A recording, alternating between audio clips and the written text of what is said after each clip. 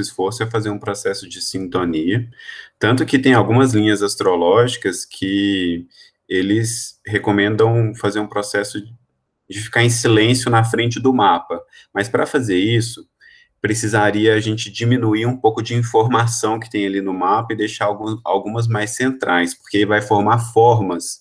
Você vai ver que no meio da bola, os aspectos entre os planetas fazem formas, triângulos, quadrados, e isso daria isso ativaria processos psicológicos em nós para nos ajudar a entender. Do jeito que eu faço o mapa, que eu coloquei aqui, não dá para fazer isso, porque é um monte de risco, né? Não dá muita noção de forma para a gente. Aí o processo seria mesmo um silêncio, uma sintonia interna, não tanto na forma, mas na abertura para o que essa ciência quer nos dizer. Então, vamos contar aqui com a ajuda de um planetinha que chama Vênus. Vênus, que na astrologia clássica é o grande benfeitor, e dentro da astrologia da alma, ele é o raio da ciência. Então, vem de Vênus os grandes cientistas que ajudam a humanidade a evoluir. Muitos deles, né, vieram de Vênus e encarnaram aqui na Terra para nos ajudar a evoluir e realmente compreender essa vida maior. Vamos nos sintonizar com esse planetinha que é o planeta que nos ajuda a compreender a forma da vida, como que a vida toma forma, como as coisas, quais são as leis dessa vida, sabe? E é o grande planeta da cura. Muitos curadores vêm de Vênus, e o que a humanidade mais precisa agora, e qualquer um que vai buscar a leitura de mapa, é porque está buscando cura de alguma coisa, né? Alguma coisa a gente está buscando ser curado. Então, vamos contar com a ajuda de Vênus, evocar em nós esse Vênus interno, essa presença, para estar nos guiando. E o resto é estudar, né? Assim, ser dedicado. Dedicar mesmo, estudar e ser aplicado no processo, né? Para ir criando espaço que a mente vá agindo junto, né? Que a intuição, o corpo físico, o corpo emocional, tudo vá agindo em consonância, em concordância, e a gente possa compreender alguma coisa. Eu acho que isso seria uma introdução, né?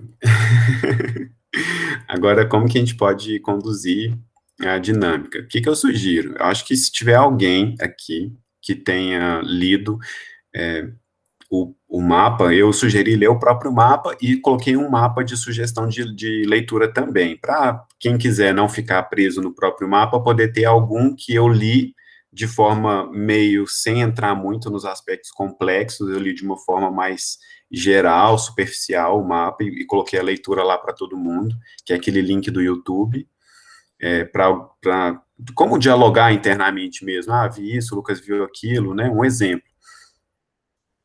Mas quem que lê o próprio mapa e quiser trocar uma ideia agora, quiser expor, sabe, a própria percepção, e depois a gente vai junto aqui conversando sobre outros elementos e tentando aplicar, pelo menos até Leão, e quem quiser avançar também, porque na parte de interpretação a gente já viu todos os signos, né, e agora na forma do trabalho a gente parou em Leão, mas a gente já passou por todos eles, e cada um tem seus estudos também, né. A gente pode treinar um pouquinho isso, mas eu gostaria que alguém começasse, né? Quem que se aventurou aí no processo e quiser compartilhar o que está percebendo, eu acho que é melhor do que eu ficar falando aqui por enquanto. Quem que se habilita?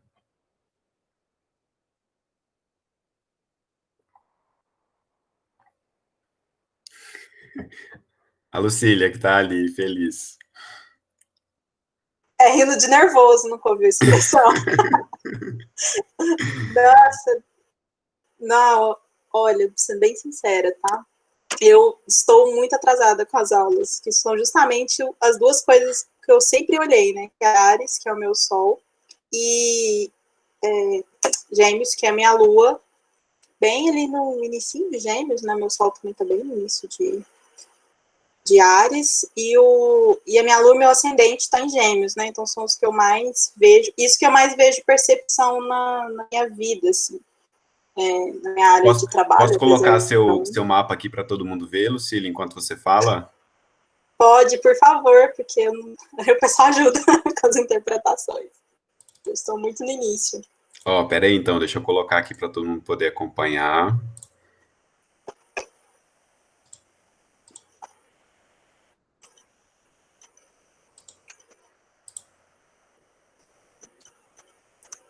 Nossa, por que o seu tem mais riscos que o meu? É porque eu coloquei, O eu meu tem coloquei um monte pouquíssimos de riscos. coisa. Ah, medo agora. Ah, tá. Mas é isso aí, não é, Lucília? Então, isso. Quer que chegue mais Não, aí, perto? eu acho que um pouquinho, né? Até para o pessoal ver. Os planetas tá dando para ver. Ah, tá. Tem uns planetas ali em Leão, que eu nem sabia. Tem umas coisas ainda em Leão que eu nem tô sabendo. Tá bom. Então, eu vejo. Eu tento aplicar o pouco que eu conheço do mapa, né? Estou bem no início mesmo, deveria ter revisto todas as aulas de interpretação, mas não consegui. E eu vejo que o meu sol, ele é muito presente na minha vida quando eu tô. O meu primeiro impulso é muito ariano, eu acho.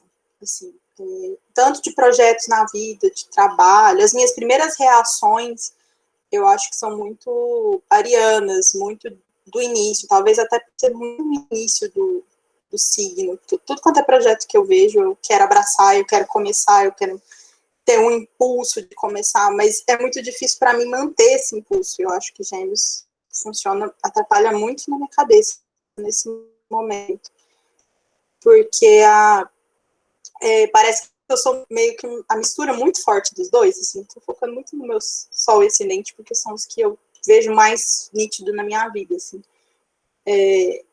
Porque a minha cabeça é totalmente geminiana mesmo, minha cabeça é de muitas ideias e é de muito diálogo, e eu tento resolver as coisas no diálogo e eu tento pensar falando, pensar me comunicando, assim. Então, eu acho que nesses aspectos faz muito sentido. No meu mapa que eu tenho aqui, que não tem esses outros pontos aqui embaixo, os planetas principais aqui que a gente estuda estão todos nos signos de cima, né? Eu tenho bastante coisa em terra, touro, capricórnio. Então, eu acho que, eu não sei, parece que eu tenho a impressão que equilibra um pouco, sabe? Tentando pensar aqui no sentido de, talvez, de yin yang, eu não sou exatamente. Eu paro e penso, raciocino algumas coisas, e algumas coisas eu sou muito fixa, assim, família, relacionamento com amigos, mas aí eu não tô olhando o planeta, eu tô pensando aqui na vida, assim. Então eu acho que essa terra de Capricórnio, que esses planetas em Capricórnio são muito fortes. Outro exercício eu tinha feito, aquele. Para outra vez que a gente fez aquela aula de interpretação que eu participei, então eu acho que eu tenho muitos planetas em terra, alguns planetas fixos, né? Em touro, em escorpião, eu não tinha visto, né, no meu mapa aqui, eu não tinha visto nada em leão, nada em aquário, nada em libra, apesar de me lidar muito bem com pessoas de libra. Tenho grandes amigos, né, grandes pessoas importantes na minha vida, como Morato, né, uma delas, pessoas constantes.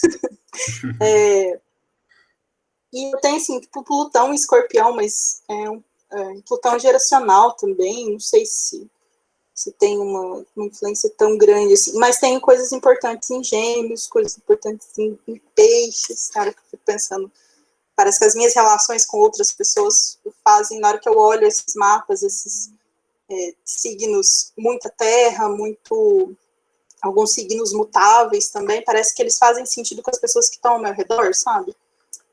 Tem o meu marido é Capricórnio, né, falei, mas ele tem ascendente em Peixes também, então parece que as coisas vão fazendo sentido, assim.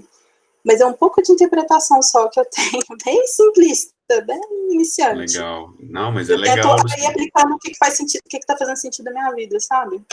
Como que eu Uhum. reajo. E quando, se a gente fosse pensar, vamos, quem quiser anotar isso, né? Vamos pensar como interpretar um mapa no sentido inicial. O que, que seria o mais importante? Vou aproveitar o que a Lucília trouxe. Então, quais são os primeiros pontos que a gente olha em um mapa? Eu vou tentar falar um pouco da astrologia convencional, que é o que geralmente a gente vai encontrar aí na internet, e vou tentar trazer um pouco da astrologia da alma, que é a que a gente está estudando junto com a Alice Bailey, os trabalhos de Hércules. Vamos, às vezes vou misturar, às vezes vou falar junto. Então, vou começar. Quais são os três primeiros pontos mais centrais? A gente precisa olhar o Sol. e onde esse sol tá. A Lucília falou uma coisa muito interessante, o sol dela tá aqui em cima, né? Vocês veem o meu mouse também ou não? Não, né? Sim, estamos vendo, Ah, Morato, seu dá pra mouse. ver o mouse? Ah, ótimo. Lucas, é só uma observação. Tem como a gente ampliar mais um pouquinho o mapa dela, só para a gente poder ter uma percepção melhor ou não? Assim, não sei se está bom para todos. Aí, melhorou significativamente para mim, que sou cega. Obrigada. Obrigada. Se precisar, a gente vai aumentando, depois a gente mexe com ele, né? Não precisa ficar fixo. Ó, então, a primeira coisa que a gente vê, vamos anotar isso, né? A gente vai olhar o Sol. E o Sol, a gente vai olhar em qual seção do mapa que ele está. Desse jeito que a gente monta os mapas, cada signo tem 30 graus exatos. Então, a gente vai dividir esses graus a cada 10 graus. Tá vendo que passa 10 graus aqui, tem um risco? Aí 10 graus, um risquinho. 10 graus, acabou, né? Então, dá 30 graus. Isso aqui é o que a gente chama de decanatos. Os decanatos, ele tem uma importância tanto na astrologia convencional, quanto na astrologia esotérica ou na astrologia da alma. Então, foi o que a Lucília falou, tá bem no comecinho de Áries. Então, ótimo, isso é uma informação importante. Então, a gente vai olhar, primeiro, onde que o Sol está? Qual signo que meu Sol está? Depois a gente vai olhar em qual decanato que meu Sol está. Primeiro decanato, de 0 a 10 graus, ou, né, de 10 a 20, 20 a 30. Qual decanato que ele está? Ou o mapa de qualquer pessoa que a gente está analisando, né? Depois a gente vai olhar o ascendente. O ascendente é muito importante. Na astrologia convencional, vamos chamar assim, né? O que a gente está praticando hoje em dia, astrologia psicológica, mundial, da saúde, todas elas vão considerar o ascendente como um fator importante. O ascendente tem um detalhe, a hora do nascimento, que é o que determina o ascendente, e os minutos também. Então, o signo ascendente, se ele estiver muito perto do começo ou do final dos signos, precisa ter uma hora muito exata para saber qual que é o ascendente da pessoa. Se você está em dúvida, tem várias técnicas para a gente descobrir o horário mais exato que a pessoa nasceu, mas são técnicas avançadas que eu não vou passar isso, nem eu domino tanto elas. Então, eu acho uma coisa bem complexa, na verdade, e eu busco descobrir isso no sentido simbólico. Eu vou tentando entender como que a pessoa funciona para ver se o ascendente dela é mais um ou outro signo. Vocês podem fazer isso também, porque a gente está estudando o simbolismo de cada signo. Mais fácil, eu acho, do que as técnicas para descobrir o horário exato, que são importantes, mas que precisam de um domínio astrológico grande. Então, o ascendente a gente vai usar a mesma lógica. Qual o signo que está o ascendente, que vai depender da hora que a pessoa nasceu, né, o signo que estava subindo no horizonte leste, em qual decanato esse ascendente está. O ascendente aqui na astrologia convencional, ele vai falar muito para quem quiser anotar, eu vou tentar fazer um super resumo aqui, né, para a gente poder aplicar algumas coisas. Ele vai falar muito do jeito que a personalidade funciona dentro da astrologia convencional, tanto que ele vai ter mais regência sobre nós, a partir que a nossa personalidade está mais estável, que é depois dos 28 anos, que a gente fala que é depois do ciclo que Saturno dá uma volta inteira no mapa. Então, aqui, ó, lá no canto direito de quem olha, eu estou circulando o planetinha Saturno. Quando a Lucília, ela já completou, já passou de 28 anos, né? Quando a Lucília fez 28 anos e 3 meses, geralmente esse é o ciclo exato, mas pode ter alterações, o Saturno dela veio aqui e deu uma volta completa no mapa e voltou para cá. Então, ele fez um ciclo completo, e isso tem a ver com o tempo. Como Saturno é deus do tempo, ele representa um amadurecimento que o ser vive. Ele rege os ciclos de amadurecimento. E, geralmente, quando esse ciclo está, vamos dizer assim, um primeiro ciclo dele se constitui, finda, a gente está mais amadurecido, ou seja, a nossa personalidade, ela está mais estabelecida. Então, esse signo ascendente, que é o começo de tudo, né, o horizonte leste aqui como começo, ele está mais claro, mais estável dentro do que ele tem que expressar nessa vida, né, ou da energia que emana através dele. Então, dizem-se que o ascendente vai ficando mais forte à medida que se envelhece. Então, a Lucília já passou desse ciclo, ela está se tornando cada vez mais geminiana. vamos dizer assim. E dentro da astrologia esotérica é um pouco diferente a percepção. O Sol, ele diz respeito à nossa personalidade, então é o contrário. Dentro da astrologia esotérica, o Sol, ele vai dizer, ele vai contar, e ele, inclusive, vai contar vai dar uma orientação de qual é o raio que constitui a personalidade. O raio é qual é a energia básica que constitui, por exemplo, a personalidade da Lucília dessa vida. Como que a Lucília vai conseguir organizar o corpo físico, emocional e mental dela é através da energia da personalidade, que é aquela coisa de conduzir os 3 cavalos, né, a carruagem com os 3 cavalos. Então, a Lucília assume essa carruagem dos 3 cavalos na medida que ela vai, dentro da astrologia esotérica, vivendo a energia do sol dela, que esse sol, ele guarda em si o poder, né, o raio da personalidade dela. E o ascendente, ele expressa aquilo para onde a pessoa está caminhando. Inclusive, dentro dos livros da astrologia esotérica, eles falam que é uma possibilidade da próxima vida da pessoa ser no signo ascendente dela. A gente está vivendo um momento meio crítico, né? Eu nem sei se tem próxima vida do jeito que a gente está vivendo, mas assim é importante saber que ele é para onde estamos indo, né? Ou é a energia que está acima da personalidade, porque a energia, se é uma próxima vida, não é a nossa personalidade, né? Ele está falando de alguma coisa mais profunda. Então, o ascendente é uma emanação de alguma coisa que a gente pode chamar de eu superior ou da energia da mônada. Ele é um meio que esse eu superior, ele vai atraindo a nós para a gente poder viver esse ciclo caminhando para o próximo ciclo. Bem diferente, né, assim, do que a gente está acostumado. Mas vamos trazendo aqui alguns pontos. Então a gente falou do Sol, falou do ascendente. Dentro da astrologia convencional, o outro ponto que importa muito é a Lua. Então, a lua da Lucília também está em Gêmeos, mas está no primeiro decanato. O ascendente dela está no segundo decanato. A lua está aqui, aqui em cima, na casa 12. Então, dentro da astrologia convencional, a gente vai usar muito a lua para entender, quem quiser anotar, né, vale a pena, para entender como que a Lucília, por exemplo, se sente segura, ou como que funciona as reações que a Lucília tem, tudo aquilo que é automático, que é reativo nela. E também um outro ponto muito importante é onde que ela se sente segura, como que ela reage e como que funciona, né, que é a mesma coisa, o inconsciente. Então, qual o tipo de material que está depositado no inconsciente? Tudo isso diz respeito à Lua. E para a gente poder compreender melhor esses aspectos, né, que são aspectos difíceis da própria pessoa entender, porque são aspectos obscuros, né, inconscientes, a gente vai olhar a Lua dela e vai olhar o que está acontecendo com essa Lua. Que signo que ela está, os aspectos que ela faz, qual é o regente do signo que ela está.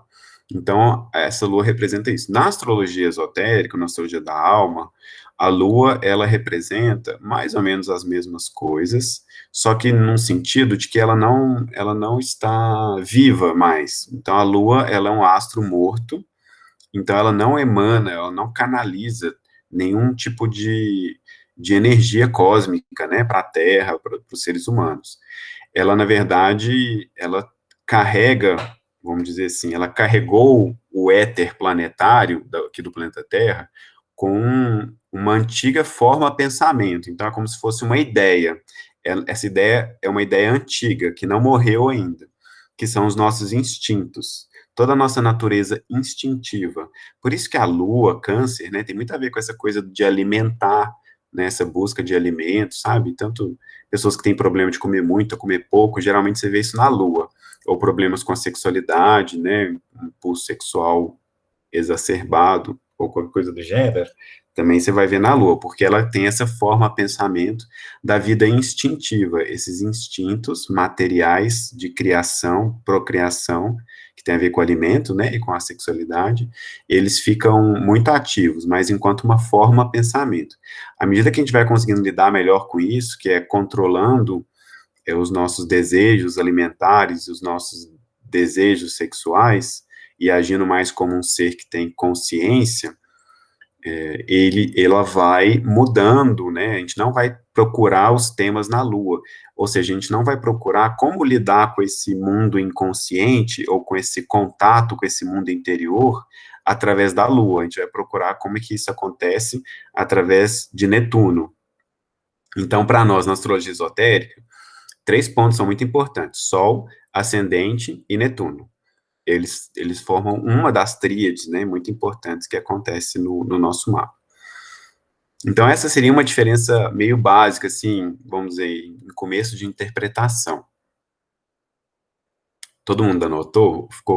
Ou ficou confuso isso que eu disse? Não, ficou, assim, para mim ficou bem claro. Eu vou só dar não uma sugestão, mas enfim, um compartilhamento, assim. Hoje à tarde, eu estava fazendo alguns estudos, e aí eu fui meio que montando um quadrinho desses aspectos, assim, o que que a lua indica, assim, o que que o sol está falando.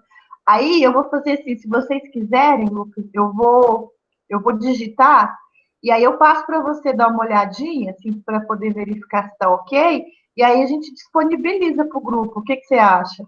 E aí a gente Ótimo. vai, e aí a gente vai acrescentando assim também, Uhum, né? Por exemplo, eu acrescento um pouco, outras uhum. pessoas vão acrescentando, porque aí facilita muito também, assim, porque no meu caso, que sou iniciante, eu já vou tendo uma visão, e aí eu passo para vocês o que eu fiz, aí a gente vai Ótimo. complementando em conjunto. O que que vocês acham?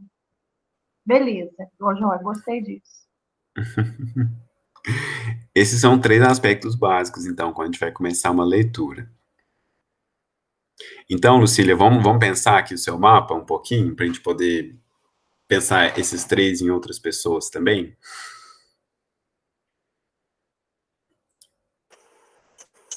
Então, eu já tinha visto, eu falei de Ares, do meu Sol tem Ares no primeiro decanato aí, né, nos primeiros graus. Eu fiz o mapa, eu acho que quando eu fiz esse mapa, antes do curso, apareceu lá, que é a Ariana do primeiro decanato. Aí eu fui procurar um pouquinho. E aí falaram disso, né, que o fogo seria mais puro, seria uma pessoa com essa energia ariana um pouco mais forte, vamos dizer assim. Eu acho que faz algum sentido, assim. Mas eu gostei da ideia que você falou aqui do ascendente, tanto na parte da astrologia esotérica também, porque eu acho que se a gente olhar como ascendente, como algo que está ascendendo no horizonte, né, então se a gente está buscando um livramento, aprendizado, se tornar uma pessoa, um espírito mais elevado, entrar mais em conexão com o seu superior, faz mais sentido que a gente evolua nessa vida e em uma próxima existência a gente venha melhor, né? Então acho que faz sentido a gente entrar em contato com esse espírito, com esse signo e ir aprendendo, né, cada vez mais com ele, assim. Agora, sobre a Lua, confesso que não sei como que ela tá apresentando esses instintos por causa de Gêmeos. Os Gêmeos é que tá me confundindo um pouco. Aí é a fala, Pensando né, aqui. Lucília? Aqui é a fala, entendeu? Vai buscar realizar essa natureza, essa busca de prazer, mas é muito através por exemplo, teria que tomar muito cuidado com uma fala, entendeu? Uma fala que passe da conta. Sim, faz sentido. E aqui também, não só a fala, tem a ver com uma possibilidade de ceticismo também, sabe? De muita dúvida, sabe aquela coisa de duvidar demais das coisas? Uhum.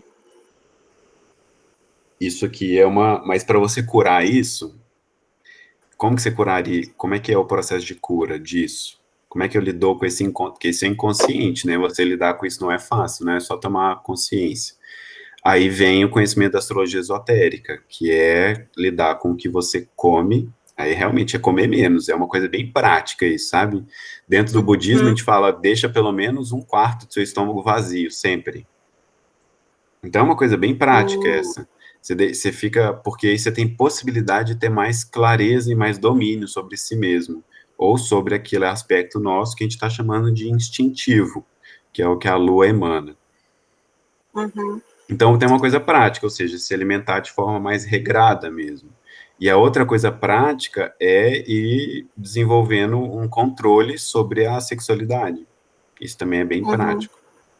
Isso seria a forma de você libertar essa forma pensamento lunar que afeta a sua fala, que afeta a sua forma de comunicar com o mundo, e começar a ativar a energia de Netuno, que está lá em Capricórnio, que aí vai ser o seu contato com o seu inconsciente, que o inconsciente não vai ser mais esse monte de forma pensamento aí, sei lá de onde veio, né, de outra vida, de cultura, não importa de onde está vindo, mas vai ser um contato com os seus níveis mais internos, mais intuitivos, que vai se dar através de Capricórnio, ou seja, vai se dar através de você agindo no mundo, né? Você assumindo aquilo que deve, a parte que te cabe no mundo, fazendo uma ação correta mesmo. Uhum. Entendi. Se afeta isso de falar demais, também poderia fazer o processo inverno de ter momentos meditativos, enfim. A sua lua está Concentração, na ou não casa tem muita 12. relação? A sua lua está na casa 12, então você vai precisar de momentos de silêncio e de recolhimento, né? Vai buscar isso, sabe? Uhum.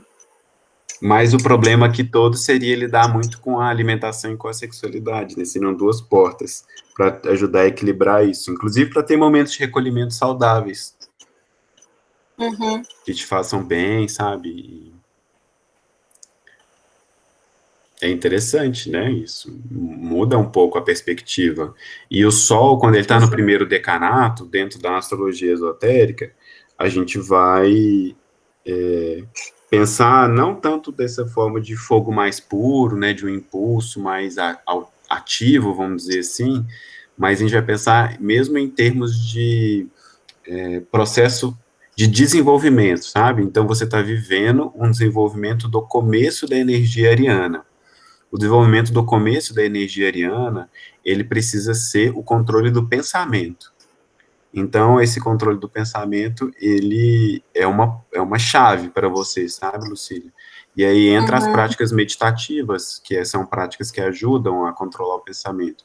Entram as práticas da atenção plena, né? Tudo que você for fazer durante o dia, você busca estar atenta mesmo, que é estar em estado meditativo, lavar louça, né? Os budistas brincam muito com isso. Então, você vai lavar louça, está só lavando louça, né? Então, essa coisa de estar sempre atento, fazer um exercício de presença, sabe? Para o seu pensamento não ficar solto. Uhum. O pensamento nunca pode estar solto, nunca. Você sempre tem que estar com ele na rédea, sabe? Focando, organizando, né? Deixando. E não é para gerar tensão, é para gerar uma intenção, é diferente, não é para ficar tenso com que, peraí, o meu pensamento escapou, eu tô tenso. É para manter um estado de intenção ativa. Isso é o primeiro decanato da energia ariana. Uhum. Nossa, faz total sentido. É interessante, né? Faz total sentido, porque gera muito cansaço, né? Cansaço mental mesmo, que gera cansaço físico, assim, de pensar, e eu acho que atrapalha você focar e, de fato, você agir, né? Aquilo, você tem as ideias, você tem a intenção de agir, mas você acaba que você não Acabou a age, força. né? Na hora que vai fazer, já acabou a força, né, Lucília? Exatamente, exatamente. É. Então tem Eu isso. brinquei. Ele é o raio da sua personalidade, entendeu? Então, para você conseguir ter essa união entre o corpo físico, o corpo emocional e o corpo mental, você precisa trabalhar com o seu pensamento, com a direção do seu Uhum. pensamento, com a clareza dele, né?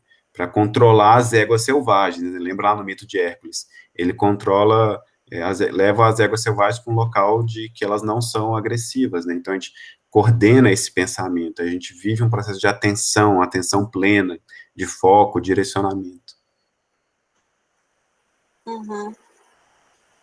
que vai te Eu percebi. levar... desculpa, pode falar, Lucília. Não, eu percebi muito isso na quarentena. Eu tô trabalhando muito mais foco, assim, até para conseguir trabalhar, para conseguir ter momentos de lazer, porque é tudo preso dentro de casa, né? Uhum. E eu brinquei, mas eu tô usando muito óleo essencial também para isso, assim, para para foco, para ter atenção. Ó, que legal, viu? Ajuda bastante. Sim, ajuda muito. Vamos ver outros elementos. Vai, G, vou compartilhar seu mapa aqui. Cadê a Jane? Estou aqui, manda ver. Vamos lá, pode ser? Pode ser. Ó, então a ideia é essa, a gente pegando um pouco do que cada um estudou, não tem certo, não tem errado, e eu vou tentar trazer algumas coisas diferentes para vocês irem anotando e irem percebendo como que a gente pode ir aplicando as coisas. Cadê, G? Peraí. Eu queria tirar uma dúvida, porque eu fui acompanhando enquanto você falava, e eu queria entender o seguinte, você começou falando da astrologia da alma. Eu entendo que o que nós estamos fazendo aqui, ela não é uma astrologia convencional, ela capta elementos da astrologia convencional, mas nós estamos pensando no viés que tem um caminho espiritualista dentro desse estudo astrológico. Uhum. E aí depois você falou em astrologia esotérica. Astrologia da alma e astrologia esotérica seria a mesma coisa? Sim, Lucas? é porque o tibetano dá esses dois nomes. Tá. Mas é a mesma coisa. Mas o mesmo conceito. A gente está trabalhando no mesmo campo conceitual. Sim. Aquilo que é esotérico é porque ele é interno, né? Ele é não visível. Tá. Eu não sei qual é a etimologia. Você sabe, Jeane, como é que é a etimologia da palavra esotérico? Não, a gente pode olhar depois. Eu vou olhar e passo para vocês. Tá. Vamos procurar, né? Mas que tem a ver com isso, daquilo que diz respeito ao interior, eu acho. Uma coisa Porque assim. exo é fora, né? Seria o externo, esotérico. O exo, né? Exotérico. Mas tem que olhar certinho. Não sei, Lucas. Tá ótimo, acho, mas é isso, assim. A astrologia esotérica é uma astrologia daquilo que é do mundo interior. E a astrologia da alma é outro nome que o tibetano dá, porque o mundo interior nosso seria o mais imediato, é a alma. Vamos lá, Gê, o que você viu aí, para a gente poder... Então, eu já venho estudando o meu mapa já há um monte de tempo, né? E fico olhando para ele e fico tentando achar resposta. Eu falo, onde está aqui a solução para o meu problema? Mas o meu Sol, então vamos seguir aqui. O meu Sol, ele está em Touro, né? Lá no terceiro decanato. Gostei dessa explicação que você deu. Pela primeira vez eu entendi os risquinhos pequenininhos aqui, ó. São 30 graus, tá vendo? Melhorei já. E então, meu Sol, eu estou em Touro, no terceiro decanato, né? Uma coisa que eu já assim, venho refletindo, porque, na verdade, eu acho que agora é o quarto mapa astral que eu estou fazendo da minha vida.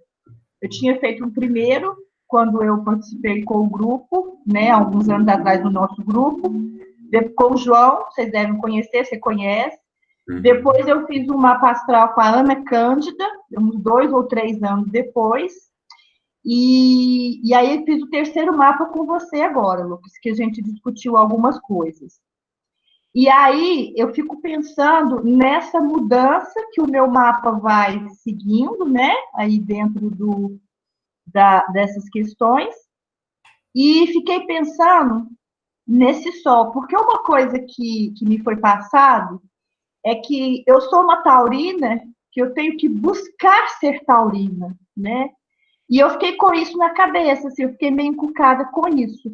Quando a gente está num signo, é sempre ou não é sempre que a nossa tarefa enquanto espírito é encontrar as características desse signo. Isso foi só para mim ou isso é para todos os signos, assim, do tipo, nasci em Touro, então uma das minhas tarefas primordiais é buscar ser taurina. É isso ou não? Antes da gente responder, eu acho que outras pessoas podem compartilhar se quiserem. O que você sente? Como que você responderia isso observando a sua vida? Eu responderia que é buscar ser taurina. Porque o que me foi colocado no meu mapa, né? Você está com ele aí? Vocês não estão vendo, não? Então, né? Não, estão vendo. Eu aqui não estava, porque ele está muito pequenininho, eu não enxergo, mas tudo bem. Estou enxergando ele internamente. Nossa, é mesmo, esse mapa meu tem muitos riscos agora, bem a mais do que eu tenho aqui, Lucas. É. Mas, enfim, eu sinto que eu preciso atingir esse objetivo de ser mais taurina. Você fez um comentário que eu achei interessante. Você disse que, com o passar dos anos, a gente vai vivendo mais o ascendente do que o próprio signo.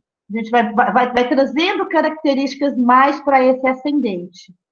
E aí, a minha pergunta é nesse aspecto, assim, quer dizer, é uma dúvida, né? E aí eu entendo que é buscar ser taurina, porque quando você olha para os planetas que estão no meu mapa, primeiro que eu descobri que eu tenho muitos planetas na casa 6, né? Olha lá, tenho Quiron e tenho Vênus na casa 6. Então, existe uma forma do meu serviço à humanidade. Como eu sirvo à humanidade. Nós já discutimos um pouco sobre isso. E aí, eu fico pensando que, nesse servir à humanidade, eu preciso ter um equilíbrio lá com a casa 12, que está lá no meu karma e no meu dharma, onde tem Plutão e tem Urano. Mas é isso, assim, a minha reflexão de hoje, quando eu olhei para o meu mapa, né? Porque a gente sempre vai olhando aspectos diferentes cada dia que a gente olha para o mapa. Foi ficar pensando nisso mesmo, o que representa o meu signo solar, e aí você acabou de dizer que o Sol é muito importante onde ele está, e o que significa o peso desse meu ascendente. Quer dizer, não é que é um correto, mas assim, o que é esse caminho da alma? É sair do signo solar e equilibrar isso com o ascendente, ou é natural que a gente vai se tornando mais ascendente do que o próprio signo solar, entendeu? Uhum. Não Legal, sei, boa. Acho que é uma boa reflexão.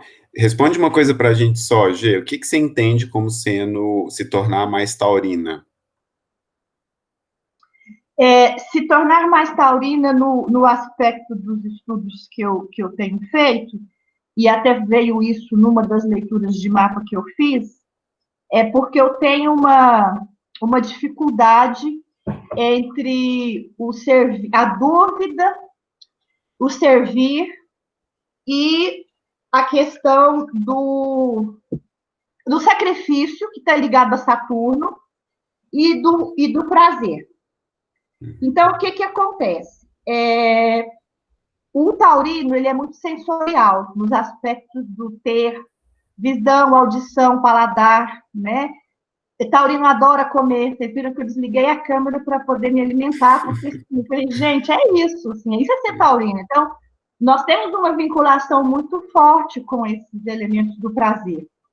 E aí, uma das coisas que me foi colocada foi que existe no meu mapa, não só em Quiron, que está aqui na casa 6 do servir, das vezes em que eu abro mão da minha própria felicidade, do meu próprio prazer, em benefício do outro.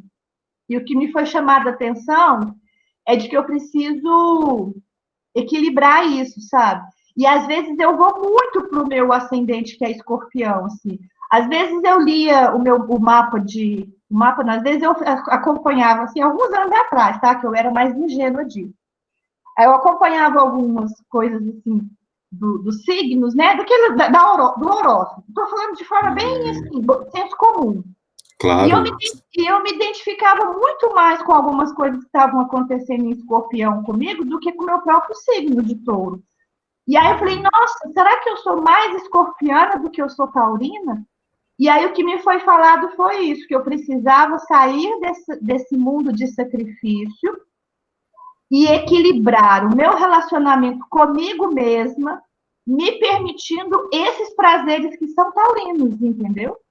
Uhum. Entendi. E aí eu tenho refletido sobre... Hoje, quando eu estava olhando o meu mapa, eu fiquei justamente pensando sobre essa questão. Uhum. Legal. E como é que você está se sentindo hoje em relação a isso? Você falou que estava refletindo, né?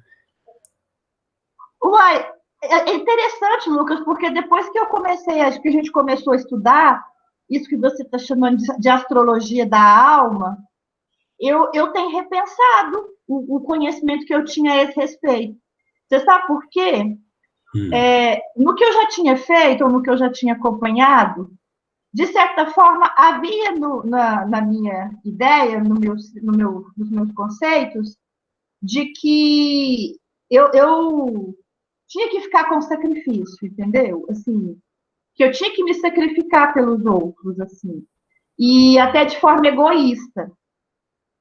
E agora, com essa leitura e com esses estudos que a gente tem feito sobre a astrologia da alma, eu tenho repensado o que é o meu servir no mundo, sabe? Para mim, o que está muito forte com essa pandemia e com tudo que está acontecendo é a pergunta do que eu vim fazer nesse planeta. Qual que é o meu propósito de vida aqui? E aí até eu comentei com alguém esses dias, eu falei, nossa, mas tem alguma coisa que eu faça que não seja para o outro, entendeu?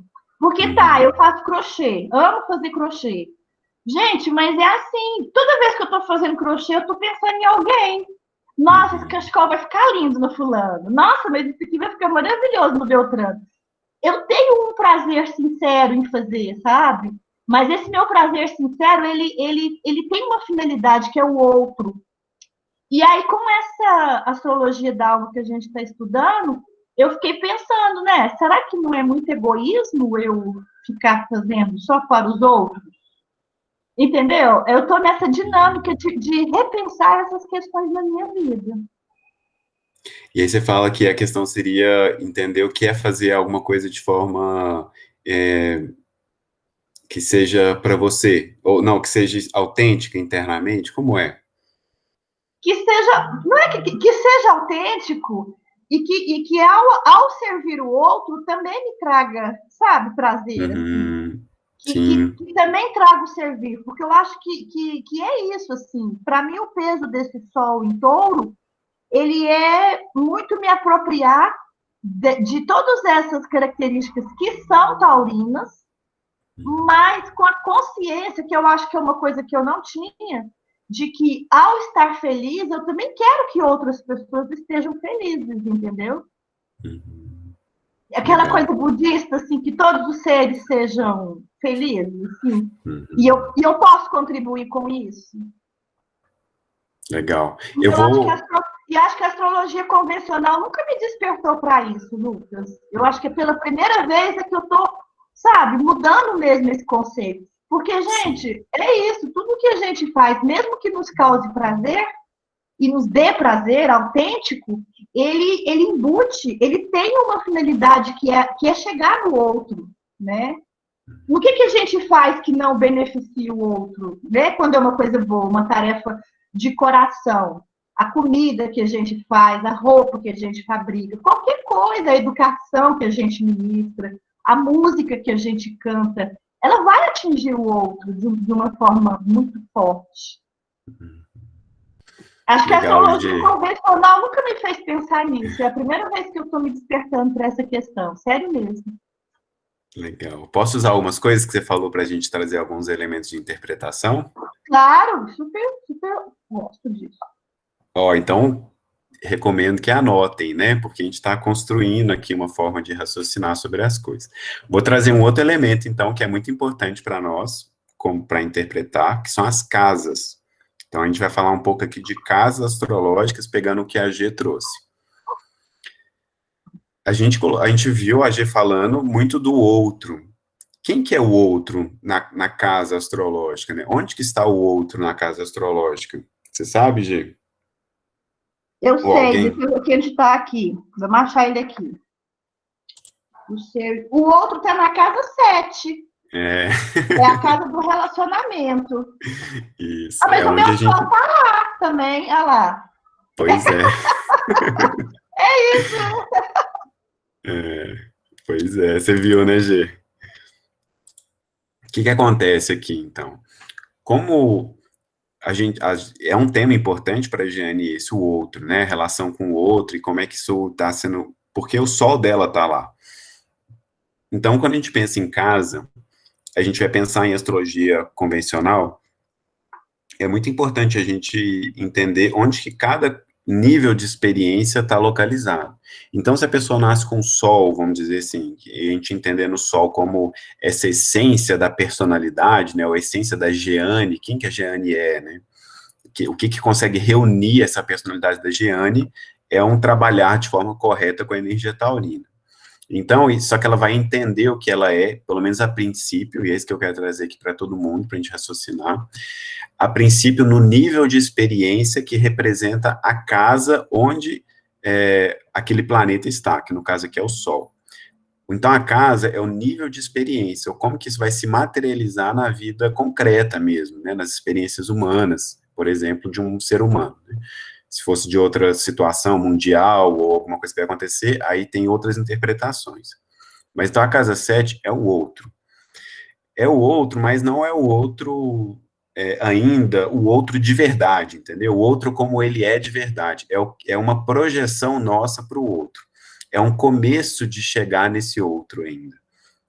Então, geralmente, o que a gente vê nos outros, o que a gente faz nos outros, é o tanto que a nossa consciência consegue abarcar aquilo que está acontecendo. Então, a casa 7 também é uma casa da nossa consciência, o tamanho que é a minha consciência. Como assim, Lucas, o tamanho que é a minha consciência? Então, um exemplo. A gente só vai perceber, por exemplo, a Giane, qual que é a real necessidade da Giane agora? Eu só vou conseguir percebendo isso se a Giane está na consciência do Lucas. Então, se a gente não está unido de alguma forma, enquanto consciência, um está dentro do outro mesmo, né? Pensando aqui em espaços, a gente não consegue chegar nesse outro. Porque, a princípio, não existe o outro. Existe uma mescla de várias consciências dentro da consciência única, né, dentro do universo. Então, mas no começo da história, isso a gente nem entende, a gente não entende nada dessas coisas, e o outro parece o outro mesmo, né, o outro parece outra pessoa. É igual a Jenny falou, parece que eu estou fazendo as coisas sempre para os outros. Uma pessoa que tem Sol na casa 7, vai parecer para ela, independente do signo que esteja, que ela está fazendo aquilo pelo outro. Mas no fundo, dentro dessa percepção, esse outro, ele não existe. Ele está fazendo aquilo que ela percebe do outro, que é muito mais um estado da consciência que a Jane está. Então, ela percebe alguma coisa e ela faz aquilo, porque é o sol, né, a luz interna dela. Então, vai conduzir para onde ela percebe, e ela vai buscar perceber os outros. O que acontece? Quando a gente está trabalhando com a astrologia da alma, essas casas astrológicas, né, elas começam a virar um desafio para nós. Qual que é o desafio? Na astrologia convencional não tem nada de desafio. Uma pessoa que tem Sol na casa 7, você vira para a pessoa, viu, G, e fala assim, você precisa fazer as coisas, realmente você não vai ter como sair disso, de fazer as coisas pensando nos outros, porque seu Sol, ele existe para iluminar a vida dos outros, né? Ele existe, na medida que você se relaciona com outras pessoas, você se percebe. Que eu acho que foi uma coisa parecida com essa que eu te falei lá, né, Gina, na leitura. À medida que você vai se relacionando, vai amando, vai cuidando, vai fazendo as coisas de touro junto com outras pessoas, você vai se percebendo. Então, esse seria uma coisa convencional. Dentro da astrologia esotérica, a gente precisa encarar isso como um desafio. Então, todas as casas astrológicas são, na verdade, mansões. Então, imagina uma grande mansão. Pode acontecer muita coisa nessa mansão, a gente pode ter muitas experiências dentro dela, só que em algum momento a gente precisa começar a abrir essas janelas e abrir essas portas dessas mansões para que a luz entre, outras coisas aconteçam. E à medida que a gente vai se abrindo, a gente vai podendo, inclusive, sair dessa mansão. Porque as casas são prisões mesmo, são prisões da nossa consciência. Mas são autoprisões, são uma forma que a gente se autoaprisiona para viver as experiências naquele tipo, naquele setor da vida. Porque nesse momento a gente não daria, entre aspas, não daria conta de viver isso de forma plena em qualquer situação. Então a gente vai vivendo as coisas por setor, né? Só que quem está disposto a viver um caminho de autodescobrimento e de consciência verdadeira, assim, né, de realmente assumir as rédeas da vida, vamos falar assim, e deixar que, mas não a Jeane assumir as rédeas da vida, né, mas essa alma que gestou a Jeane, esse eu superior que sustenta toda essa vida, e passando as rédeas para ele, né, e realmente focalizando a atenção no que tem de mais alto dentro de nós, se a gente está nesse caminho, essas casas, elas precisam ser superadas. Aí entra, G, essa coisa de você, essa insatisfação sua, de, por exemplo, fazer coisas pelos outros, que é uma coisa que te satisfaz também, né, uma coisa que é natural da sua personalidade, mas que também te deixa insatisfeita, porque aí é a alma fazendo pressão, entendeu? A gente pode ver desse modo também. Existe um eu superior fazendo uma pressão para que você viva essa experiência de luz interna sua em todos os âmbitos, inclusive no âmbito interior de satisfação, no âmbito exterior, em todos os âmbitos, e não só fazendo coisas ou se descobrindo na medida que você se relaciona com outra pessoa. Você já tinha visto por esse ponto de vista, Gil? Não tinha pensado nisso não, Lucas. Porque na astrologia convencional, aí pode abrir um espaço, por exemplo, da gente pensar, falar assim, mas você tem que cuidar de você, né, Jeane, entendeu? Mas, olha, eu sinceramente, eu não acredito que você vai conseguir fazer isso, tá? Porque não faz sentido para a alma, não faz sentido verdadeiro para a alma a gente cuidar da nossa própria vida, né, ou sei lá o que a gente entende por isso. Porque a alma é coletiva, né, nossa alma, ela não é um ser isolado, ela vive em grupo, e o universo é uma coisa só. Então, se a gente está caminhando para essa vida universal, alguma coisa mais coletiva está nos chamando. Só que também não adianta virar para você e falar assim, Gê, mas você tem que aceitar o jeito que você sente as coisas e você está insatisfeita, entendeu? Você não está se sentindo completa, você não está se sentindo realizada. Então, onde que seria o ponto, né, de inflexão? Onde que seria, usar o Capra aqui, né? Onde que é o ponto de mutação da coisa, sabe? O ponto de mutação, né, esse grande ponto de renovação, é poder transcender a experiência da casa. Isso nos dá muita angústia. Então, à medida que a gente for estudando as casas, eu gostaria aqui que a gente colocasse isso, deixasse isso como pano de fundo da nossa percepção, do nosso estudo, da nossa reflexão, o que a gente vive dentro daquela casa. Então, a gente está aprendendo aqui, casa 7, a gente vive a relação com o outro, o que a gente vive dentro daquela casa e como aquilo nos prende, e como que transcender esse nível de experiência pode nos trazer muito mais satisfação do que qualquer outra resposta dentro dessa psicologia mundana que a gente vive, né? Que é cuide de você, tem autoconfiança, sei lá, qualquer coisa desse gênero. É uma reflexão, viu, Gê? Isso aqui é um ensinamento que é trazido né, dentro do estudo da astrologia da alma, para a gente refletir. Mas, Lucas, me dá vamos pensar numa coisa prática sobre isso. Como que eu aplicaria isso na prática? Olha, então é um sol de terceiro decanato, né, G? Em cima de uma estrela que chama Algol. Então, você está recebendo uma emanação de uma estrela fixa da constelação de Perseu. A constelação de Perseu, ela é uma constelação que atua junto com a energia de Áries. Então, você está recebendo uma força muito extra, vamos dizer assim, uma emanação muito extra para vencer as sombras interiores. Então, o que Perseu tá na mão dele, e é onde que essa estrela fixa tá, que é Algol, se quem quiser anotar isso aí é interessante também. Algol tá ali, ó, aqui é Algol, que tá bem em cima do Sol da Jeane, né, que é a cabeça da Medusa, tá? Perseu tá com a cabeça da Medusa na mão, ele vence essa Medusa para poder libertar a princesa lá, a filha de sei lá quem, agora até esqueci. Então, mas a grande questão é que ele vence esse monstro, que é filho, né, da enganação, da mentira, por isso que ele petrifica, né, como Medusa, tem cabeça de cobra, né, essa coisa da mentira e tudo mais.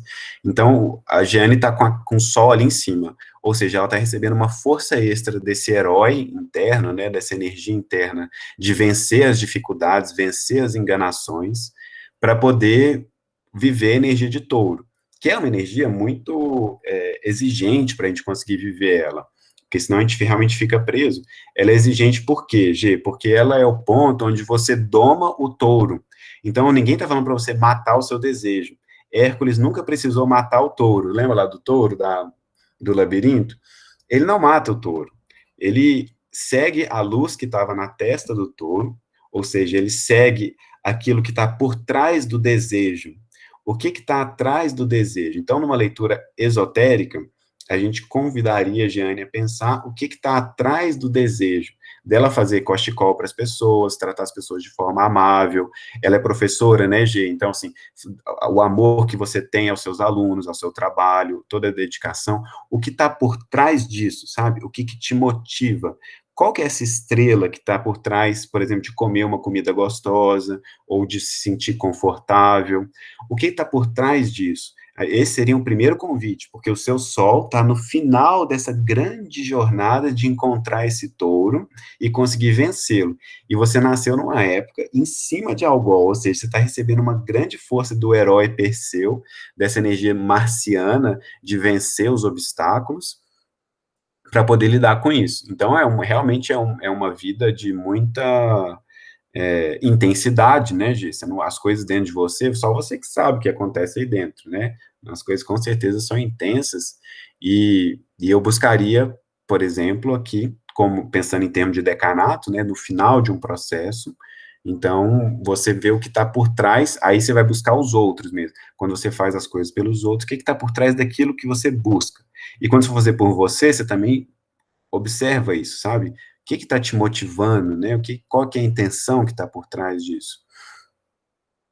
Você acha que faz sentido, Gi?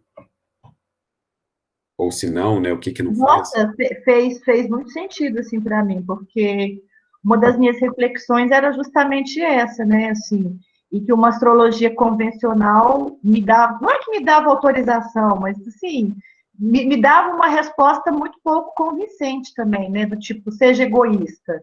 E Uhum. aí, quando a gente fica nessa dualidade, né, do ou servir demais ou ser egoísta ao extremo, a gente perde mesmo a natureza do desafio. Eu gostei É. muito disso que você traz, da gente não se aprisionar nas casas, né? Porque a gente às vezes olha as casas como uma janelinha fechada e não como um movimento energético que está mudando o tempo todo, né? Que está se Uhum. transformando o tempo todo, assim. Então é muito interessante desenvolver esse olhar. Eu gostei disso. Legal. Ó, E então a gente trouxe mais um elemento. me sinto mais confortável também, né? Porque, assim, é uma das coisas que eu tenho me feito essa pergunta, porque o prazer que vem também do fato de servir outras pessoas, ela é muito importante para mim, sabe? Assim, e aí eu acho que a gente também tem essa ideia de que nós também somos os outros, né? A nossa Uhum. consciência, ela não está formada em caixinhas, assim. E é uma coisa que eu acho que é isso mesmo. A gente também é o outro Isso. também somos nós. Não tem essa divisão também de caixinha, como as casas também. A gente Não está, tem, G. não é? Então é bem legal pensar nisso, numa forma dinâmica, energética e de desafio mesmo, né? Ou transcender e pensar nesses desafios da casa, que cada casa oferece, para a gente transmutar isso também. Bem legal, Lucas, eu gostei disso. Ó, terceiro decanato, G, você tem que achar essa estrela na cabeça do touro, hein? É nessa vida. Não é para a próxima vida, é nessa. Beleza, vou me lembrar disso. E Obrigada, aí Lucas. você olha e você monta o touro, entendeu? Não tem que matar, né, as coisas, se autopunir, entendeu? Chicotear, aquela coisa toda que a humanidade já viveu isso, né? Inclusive Buda, né, viveu, ficou muito magro, né? Essa coisa de não se alimentar, ficar lá meditando no fogo, no frio, em tudo quanto é lugar, né? Ele viu que não é esse o caminho, entendeu? Não é assim. Mas é um direcionamento, é perceber o que está por trás do desejo. Essa é a coisa, sabe, Gi? Obrigada, Lucas. É. Ó, então a gente aprendeu uma coisa nova aqui com essa prática de interpretação. As casas. Casas podem ser mansões ou prisões, ou elas podem nos ajudar a sair disso. Perceber onde que a gente está preso naquele nível de experiência e nos colocar para viver as coisas de qualquer forma, em movimento, da forma como a vida apresentar. Isso vai nos libertando daquele nível de experiência que a casa representa.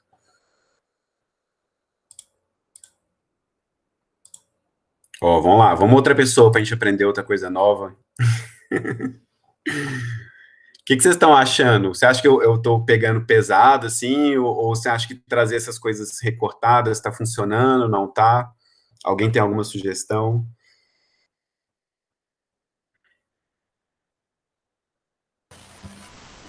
Olha, eu vou falar por mim, está me ajudando bastante e está me ajudando, assim, a casar as coisas, sabe? Entender melhor. Porque antes eu lia, mas eu não estava sabendo, igual o decanato, e hoje foi um aprendizado, né? Saber linkar essas coisas, assim, está sendo bastante interessante para mim. Então vamos no seu mapa, Ju.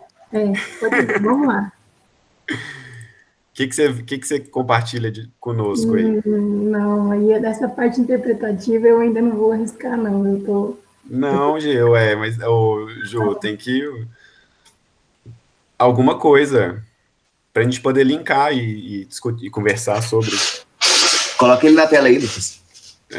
Eu sou meio lerdo com isso.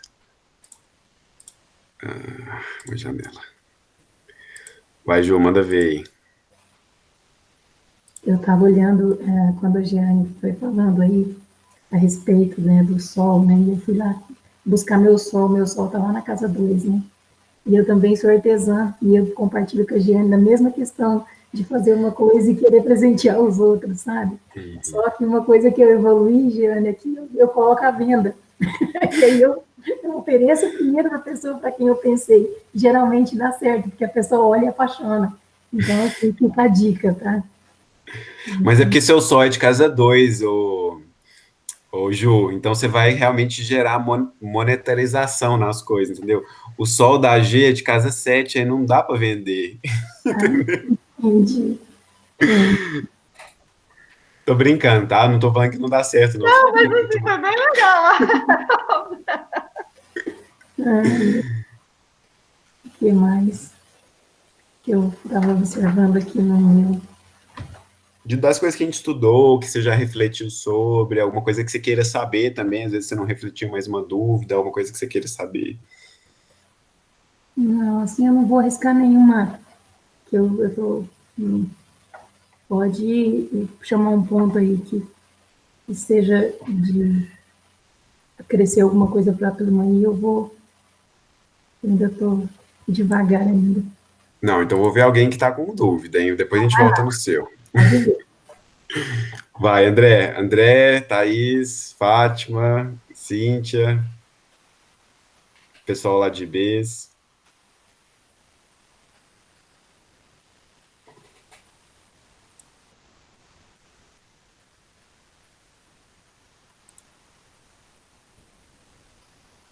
Ninguém? Vocês estão desanimados, hein, gente? Vocês estão muito desanimados. O que é isso?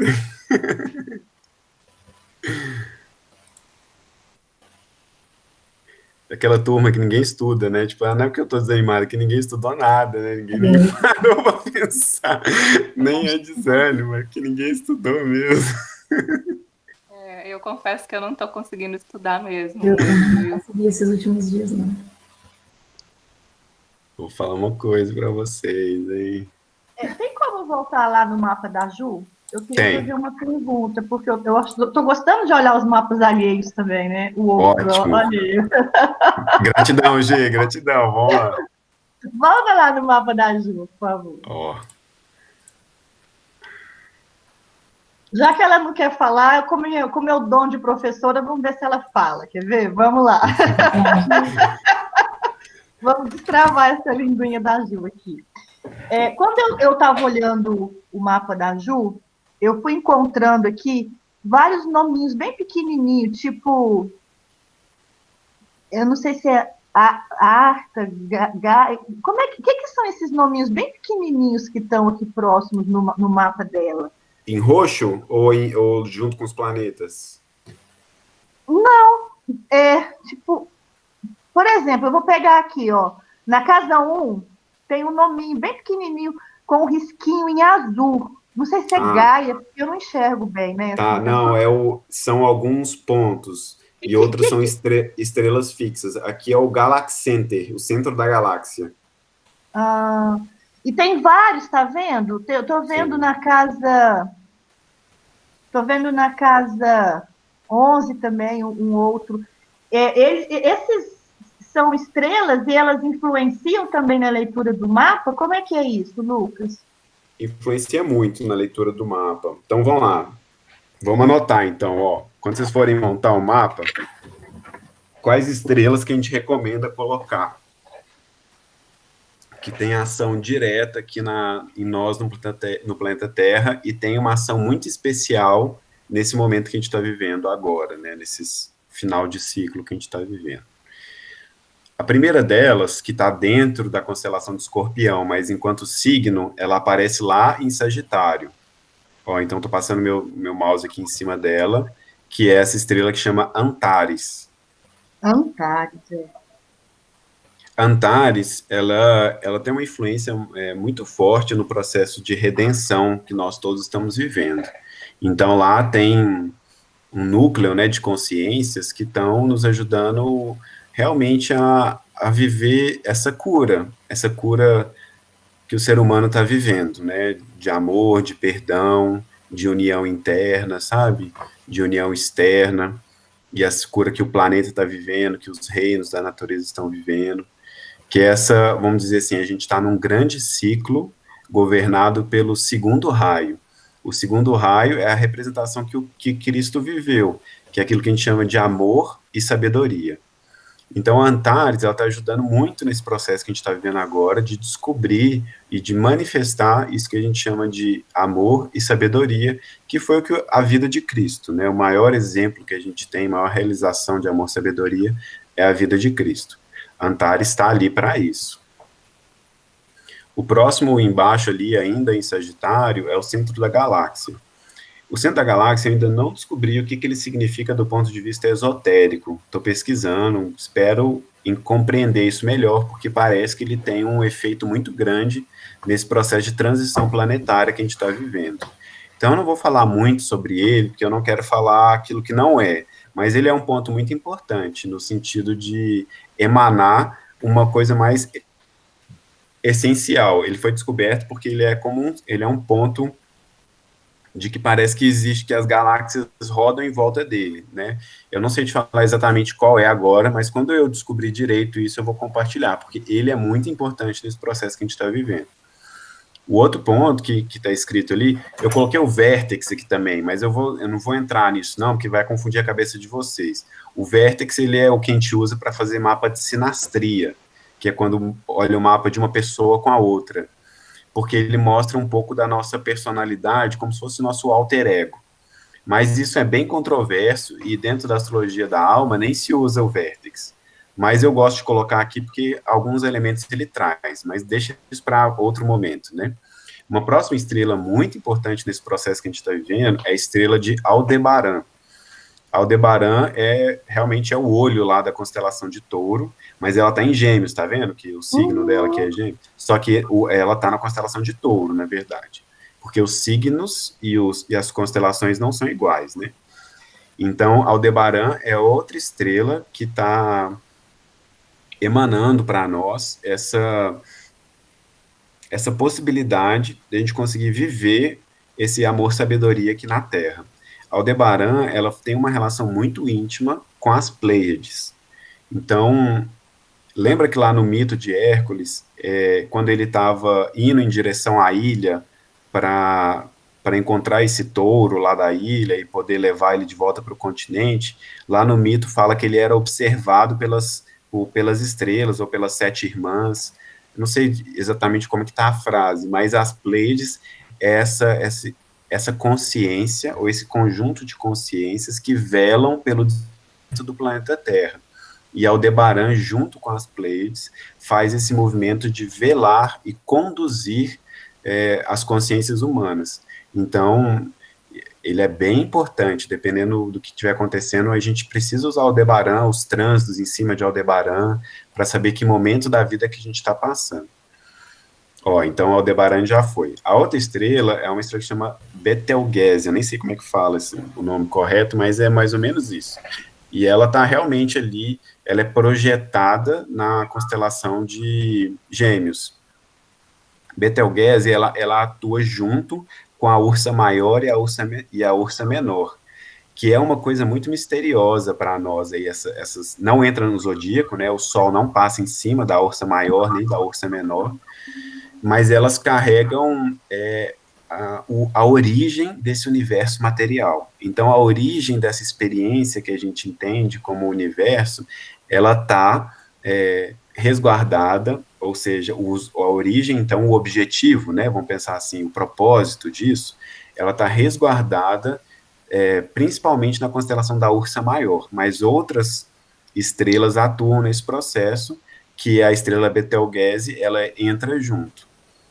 E é muito interessante ela cair no signo de Gêmeos, porque Gêmeos é, de alguma forma, o mensageiro, né? Então, é o mensageiro do quê? Do propósito também dessa vida. E é tão legal, porque dentro da astrologia esotérica, Gêmeos, ele representa o polo ainda não ativo da energia amor-sabedoria.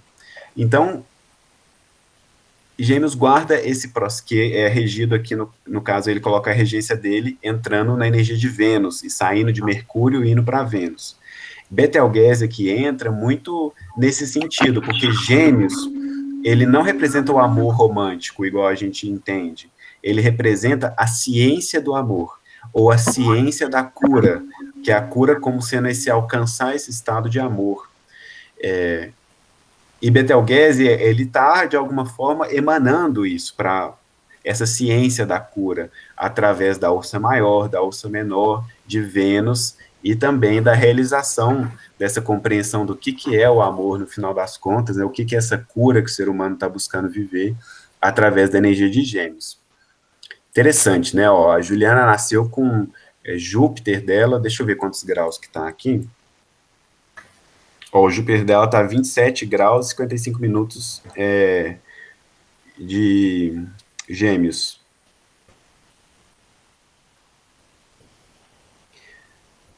Ela está menos de 1 grau.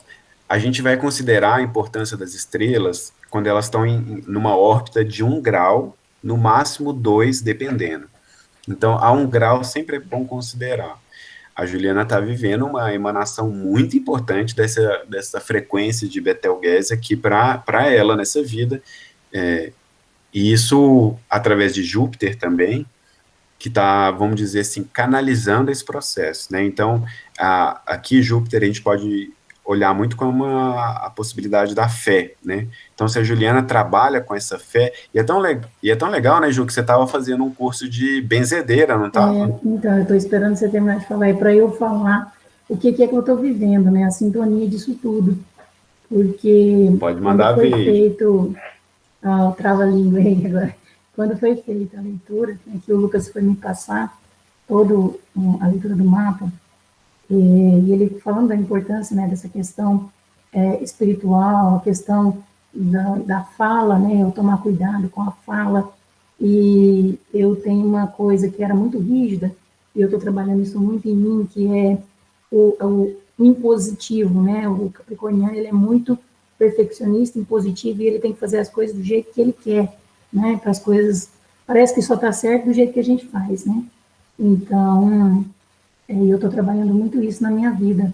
E agora, quando você fala aí de amor e sabedoria, veio muito forte para mim o momento que eu estou passando também, que é o de cuidar dos meus pais. Né?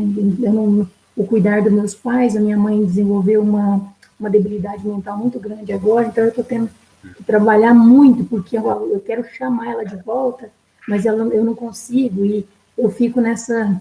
Sabe, eu tenho que expressar o meu amor maior, mas eu tenho que fazer isso com sabedoria para, sabe, não chocar quem está perto também, porque a vontade de sacudir e falar, volta aqui, né? Mas, enfim. E cuidado com a minha fala também, né? Para não, como se diz, não causar maiores danos, trazer uma energia boa, né, para os ambientes também, principalmente, né? Então, isso está sendo um exercício muito forte. Inclusive, até eu tenho trabalhado também com os óleos essenciais para controle de psoríase, né? Porque minha pele, tudo aquilo que eu não falo, a minha pele fala por mim. Então, é onde também está sendo bem trabalhoso. Mas vamos lá. E lógico que isso vira uma questão, né, Ju? Porque se tem Júpiter ali junto, em Gêmeos, tem uma necessidade mesmo, né, de colocar as coisas, de expandir, vamos dizer, e expandir. A coisa toda seria entrar em contato com essa ciência do amor, sabe? Com essa ciência de como expressar, quando, como, o que que realmente cura e o que não cura, né? O que que machuca. Você tem essa possibilidade de compreender isso nessa vida, né? Avançar nessa compreensão nessa vida. E eu estou Então, muito feliz, né? Desculpa. não, por isso que é um desafio, entendeu? Por isso que realmente vai surgir situações de desafio. E aí você estava falando, né, do curso, eu fiz um curso de constelação e eu também trabalhei a área do benzimento, né? Trabalhei bastante e hoje eu vejo o quão essas duas ferramentas são importantes para mim, porque eu recebo uma proteção e eu sinto a proteção e o ancoramento das energias nos momentos que eu preciso, sabe? Então, ao mesmo tempo que é difícil para mim aquele momento, eu percebo as entidades me ajudando, sabe? E me dando suporte ali para vencer aquele momento ali. E eu ancoro, e eu chamo, e eu consigo cada vez mais estar ficando mais presente isso na minha vida. Ontem à noite mesmo, vou dar um exemplo bem rápido aqui, antes de dormir, eu acho que eu tinha comentado com você, Lucas, eu estava tendo alguns ataques antes de dormir, né? Quando eu começava, que eu medito antes de dormir, então nesse momento da meditação até entrar no sono, eu estava tendo alguns ataques, e aí de repente isso ficou por um tempo sumido, e quando foi ontem, voltou com toda a força, e eu tive assim que ancorar essa energia, e depois eu caí de joelho mesmo, e eu chorei muito, agradecendo a Deus pela proteção que eu tive naquele momento, porque veio mesmo assim, no momento da chamada, eu falei assim que o Wi-Fi estava ligado assim, total.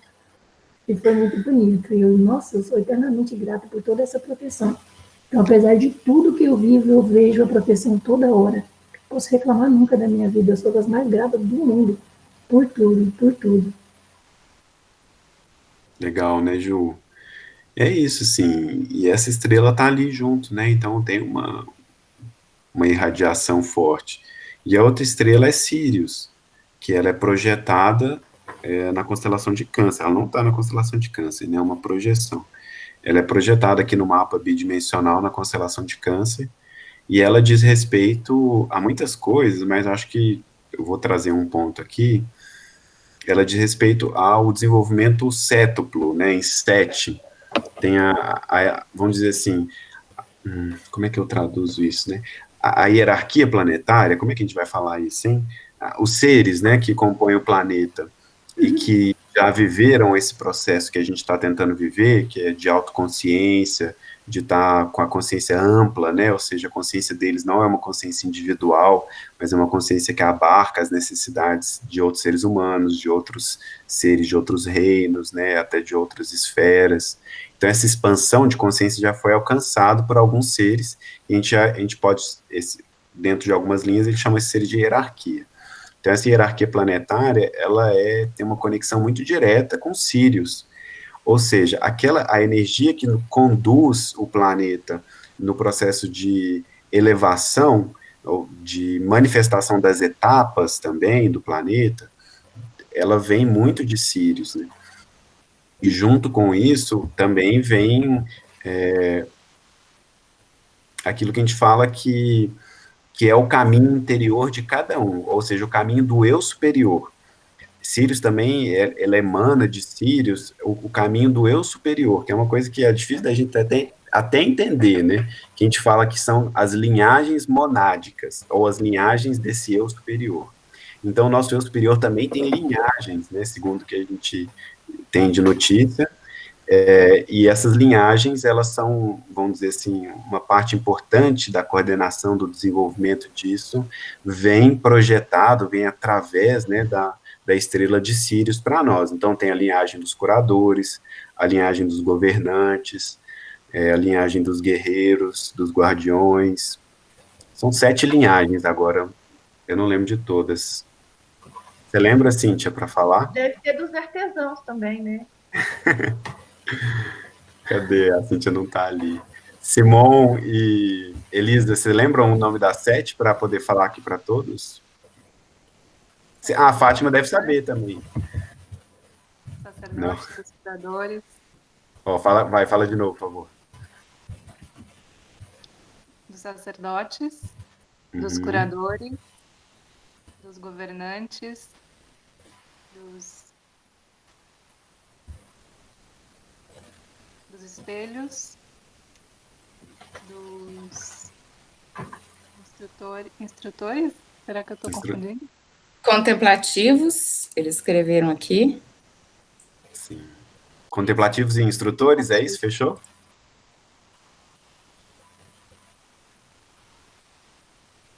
Acho que é isso.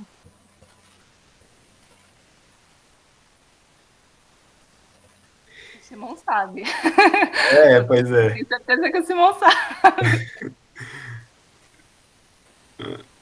Essas são as linhagens do eu superior. Então, Sirius tem uma conexão muito direta com essas linhagens, com esse processo de desenvolvimento. E quando a gente assume um caminho iniciático, né, um caminho mais interior, voltado para as questões mais internas, Sirius tem uma importância muito grande, inclusive na leitura do nosso mapa. Ó, o Simão está colocando ali todas no chat, para quem quiser anotar.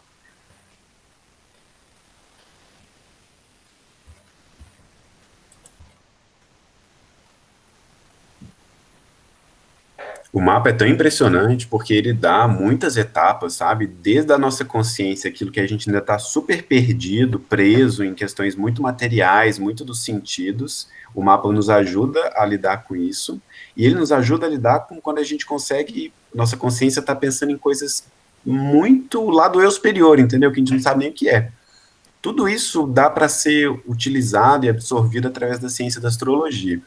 E já que a gente está falando de uma coisa assim, dentro dessa ciência, né, espiritual, a astrologia ela vai trazer a quarta revelação para a consciência humana.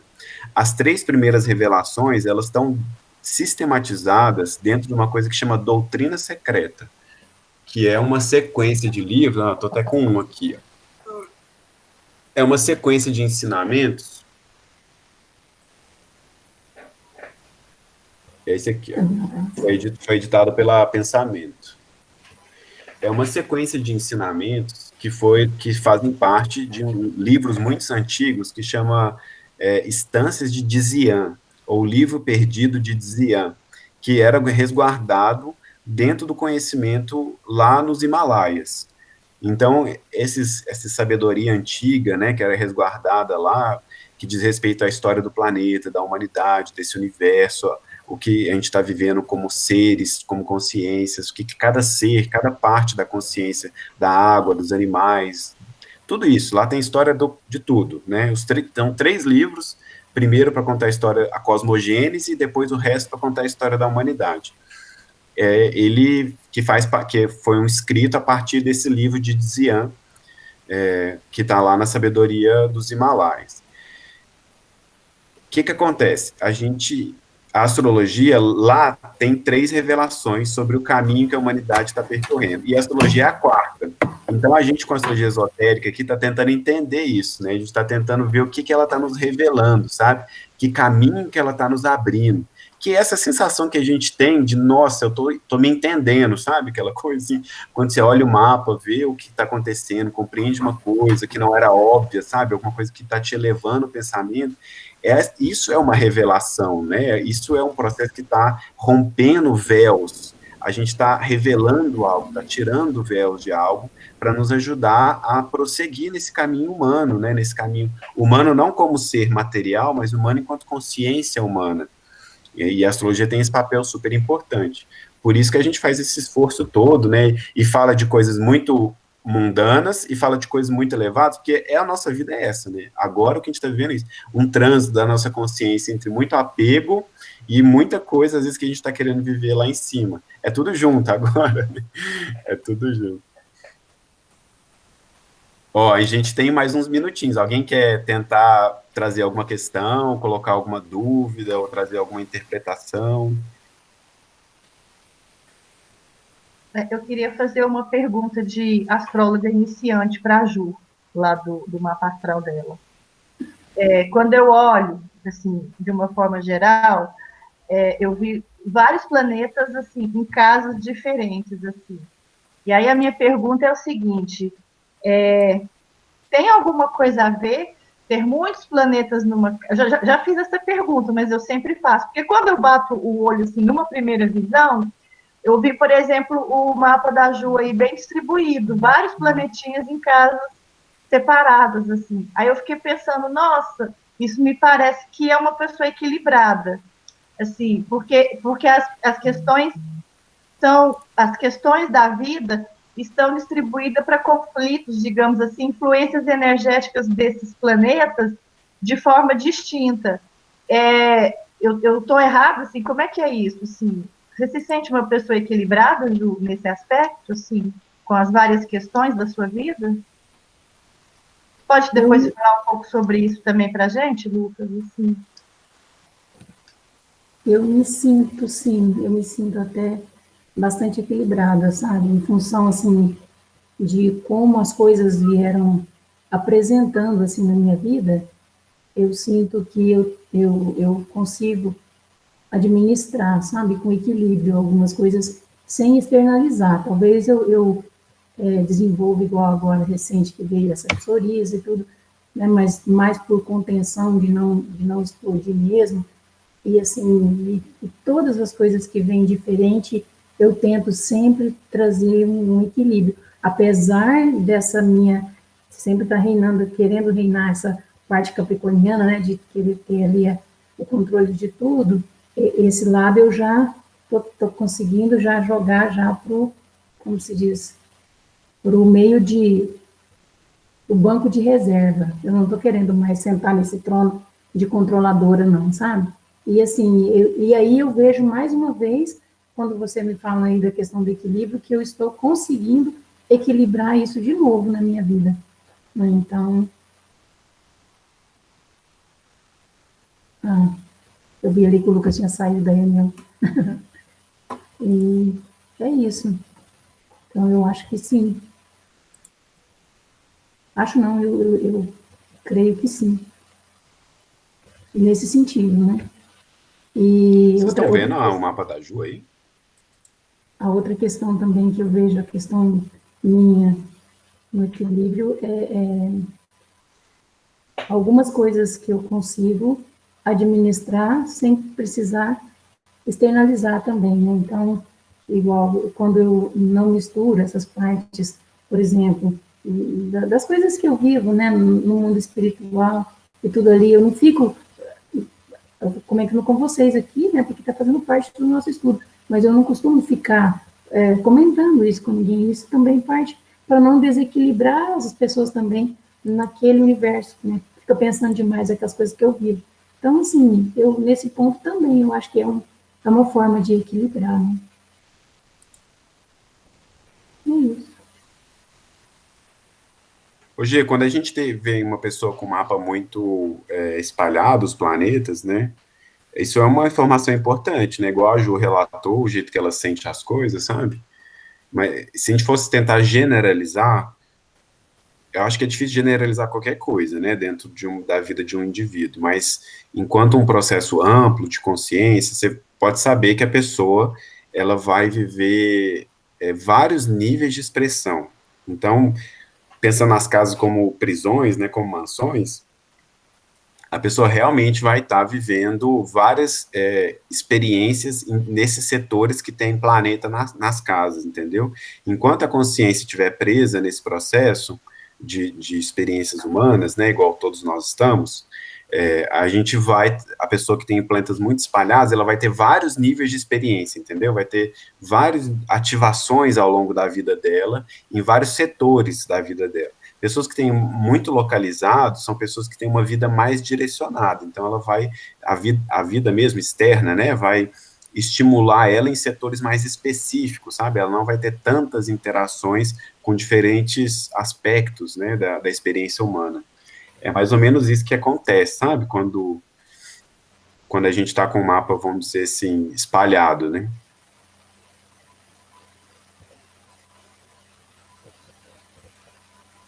Tem alguém que tem. O André tem o mapa tudo junto, né? Num local só. Eu acho Como que que é a sua vida aí, depende André? as formas que desenhos que vão formando ali no mapa, porque tem uns que tem umas formações geométricas interessantes, né? Isso também deve ter algum sentido, né?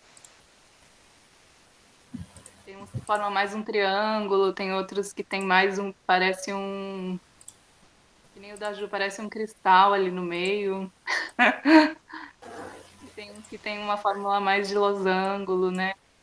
Eu sempre fico viajando nas formas que, que predomina nos mapas, assim,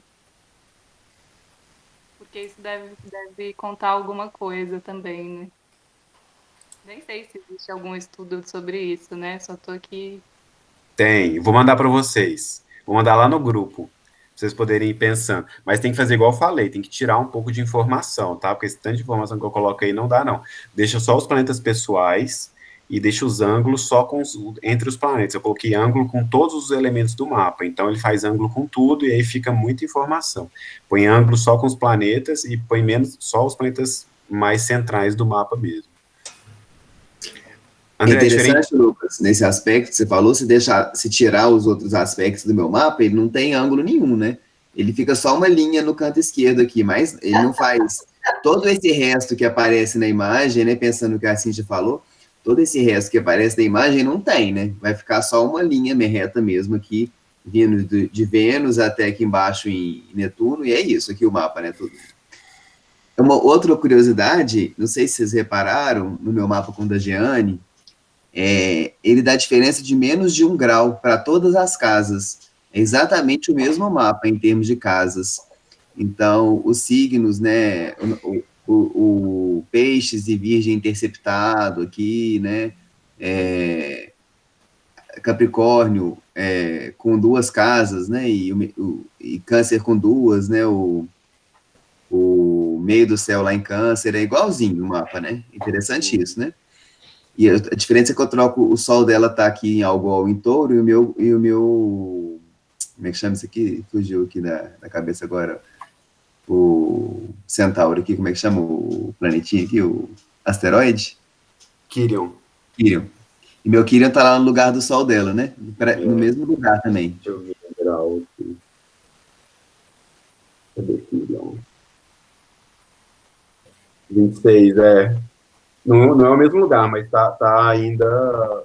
Menos de 1 grau de diferença, né? O dela deve estar 25, né? Provavelmente, o Sol da Giane, né? Pelo mapa.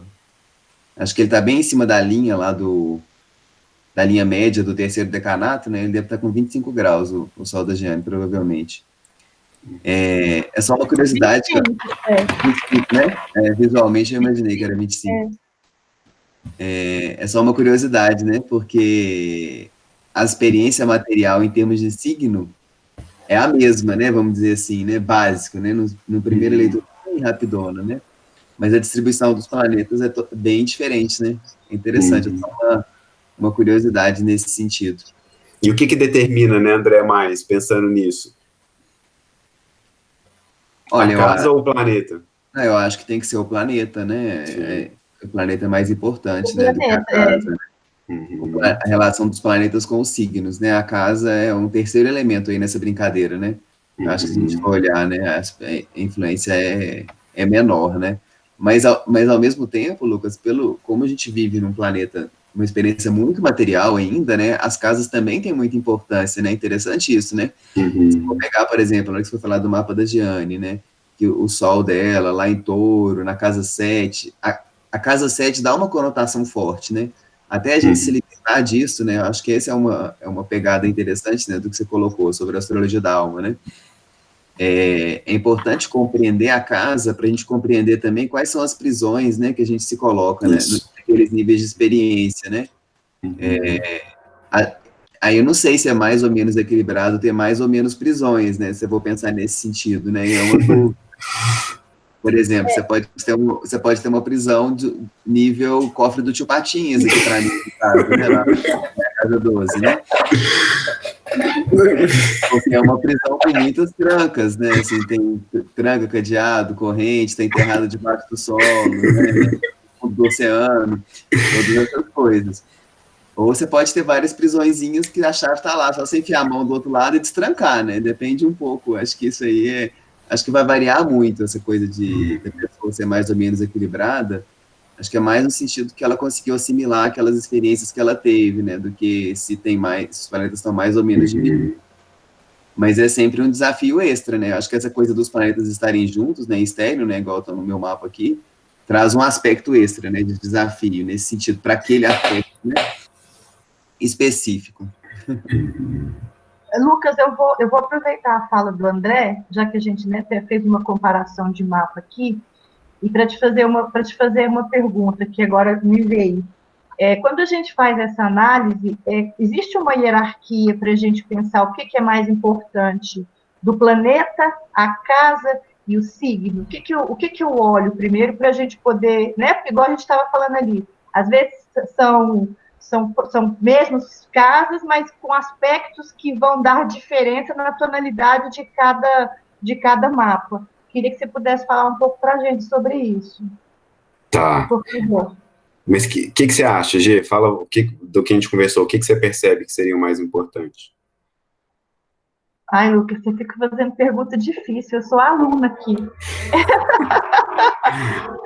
Assim, para mim, eu tenho impressão que eu parto do que está em cima, está embaixo. Eu vou começar pela lei máxima.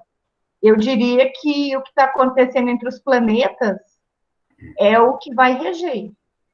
Para depois eu passar para o signo, eu colocaria assim, né? E depois, se eu tivesse de marcar X na questão, eu deixaria em terceiro lugar a casa, nos aspectos. Mas Gê, não sei. o signo, que são estrelas muito distantes, elas não estão mais longe que os planetas, não estão mais em cima do que os planetas? Estão, né? Porque existe uma ordem universal maior nisso, não é? Seria mais ou menos esse raciocínio? São estrelas mais distantes, né? Elas estariam mais em cima, entre aspas, né? Fiquei pensando nisso agora, assim. É uma coisa que a gente está pensando mesmo agora, né? Está raciocinando, isso é importante. É a questão gente, me ajuda, eu vou pedir ajuda aos universitários.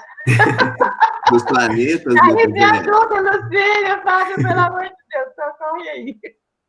Eu pensando aqui nesse aspecto, Lucas, o que acontece, assim, nós estamos expostos, vamos dizer assim, a essa radiação dessas 12 fontes energéticas, todos nós, né, assim, a luz, entre aspas, dessas constelações, ela atinge todos os nossos seres, né, dessas 12 formas básicas, né, de entender as energias aí, nesse universo que a gente vive. Só que elas são mais ou menos ativadas elas são mediadas pelos planetas, né, um pouco essa percepção, né, que eu tenho. Então, os planetas ganham muita importância por isso, né, porque eles são o veículo, né, um dos veículos que a gente consegue sentir a energia dos signos, né, que é uma energia muito pura e muito distante, né, pra gente. Então, os planetas, eles fazem um pouco esse papel, né, de trazer até a nossa realidade mais material essa energia, né, dos signos. Mas também pensando outra coisa, a gente consegue acessar essa energia mesmo sem os planetas, porque se a gente for ler o mapa, por exemplo, o meu mapa é um exemplo interessante para isso, que tem planetas muito concentrados, né, se você limpar esse tanto de coisa que você colocou aí, vai ficar tudo no cantinho, né, em tese, se for só através dos planetas, eu não viveria experiência de signo nenhum, praticamente, né, eu viveria experiência só de Libra, Escorpião e Sagitário, mais nada, né? Se fosse pensar só nos planetas, porque nos outros não tem nenhum planeta, né? Então a gente consegue também ter acesso à energia do signo sem ser através só do planeta estar naquele signo, né? Vamos dizer assim, né? Tem outras formas, né? Até as casas em si são uma forma, né? Ou seja, a posição da gente, né, naquele momento do nascimento, né? No cosmos, no horário, né? Aquele momento do primeiro suspiro lá. A gente acessa a energia dos signos também, mesmo sem a mediação dos planetas, mas eles fortalecem muito, né? Eu acho que eles são um grande impulsionador, né? Dessa energia, ou da mistura dela, né? Que são os aspectos aí, né? Isso é outra coisa interessante, né? eles dão uma chacoalhada nessas energias mesmo, né? Elas fazem elas ficarem contraditórias, se apoiarem, né? Se atrapalharem, entre aspas, de alguma forma, né? Contradizerem umas às outras. Então, essa relação dos planetas entre si, né? Misturando essas energias aí, é um liquidificador cósmico interessante. Eu fiquei pensando aqui também nisso que você está falando, André, e aí eu fiquei pensando no que a gente está fazendo ao ir para a mitologia, né? Porque, assim, na verdade, quando a gente tem as histórias mitológicas, eu percebo que as narrativas das histórias, elas são as experiências das casas, né? Assim, mas acima disso, há um monolito, assim, para mim, né, Jeane, que é uma história que perpassa cada jornada, que é o ser humano na Terra, e essa alma vivendo encarnada. E aí a dimensão dos planetas e a dimensão do que seria esse plano cósmico, ele é muito forte, né? Senão a gente não estaria estudando a estrutura que ordena essa vida, que nos ordena enquanto espírito na matéria. Não sei, fiquei pensando nisso agora, Lucas. Hoje, mas os mitos são sobre os signos, né? Não sobre as casas. É isso que você quis dizer? Sim, os mitos, eles mostram as experiências que são vividas. Então, que são vividas nas casas, né? E pelos signos também, assim. É aquilo que é feito, é a matéria da narrativa, mas não é a proposta, não é a estrutura que ordena eu não sei, não consegui me expressar. Eu acho que não deu certo a minha ideia aqui, não. Não sei, estou só pensando isso, não consegui me expressar. Eu acho que é porque... Pode falar, desculpa. Eu acho que é porque quando você tem, por exemplo, as histórias, elas podem variar, né? Então, eu estou pensando, os signos todos, né? Nós temos um conjunto que é uma jornada, são 12 signos, não tem mais do que isso. Uhum. Essas organizações de signos que nós temos, elas vão permitir várias experiências em vários níveis de expressão, que estão nas casas. Mas há uma lógica, há uma estrutura maior que organiza o destino desses homens, dessas almas, desses espíritos encarnados no planeta, na Terra, entendeu? É isso que eu estou questionando. E aí, a importância do que é o planeta, para mim, ela acaba sendo maior, porque seria a estrutura maior. Não sei, entendeu o que eu tentei expressar? Acho que eu entendi, Gê, porque é a forma, vamos dizer assim, a estrutura maior, porque é a forma que você vai conseguir ver aquilo acontecendo, né, as relações que estão acontecendo ali. Sim.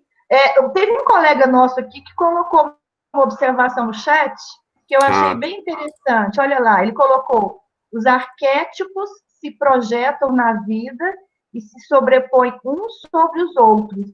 Signos, planetas e casas seriam nuances dos 12 arquétipos em âmbitos distintos que se sobrepõem? Seria isso? Eu achei interessante a pergunta dele nesse aspecto. Uhum. Então, eu tenho minha reflexão sobre isso e vou colocar o que é colocado dentro da astrologia convencional e da astrologia esotérica, porque eu acho que isso é legal da gente pensar sobre, né?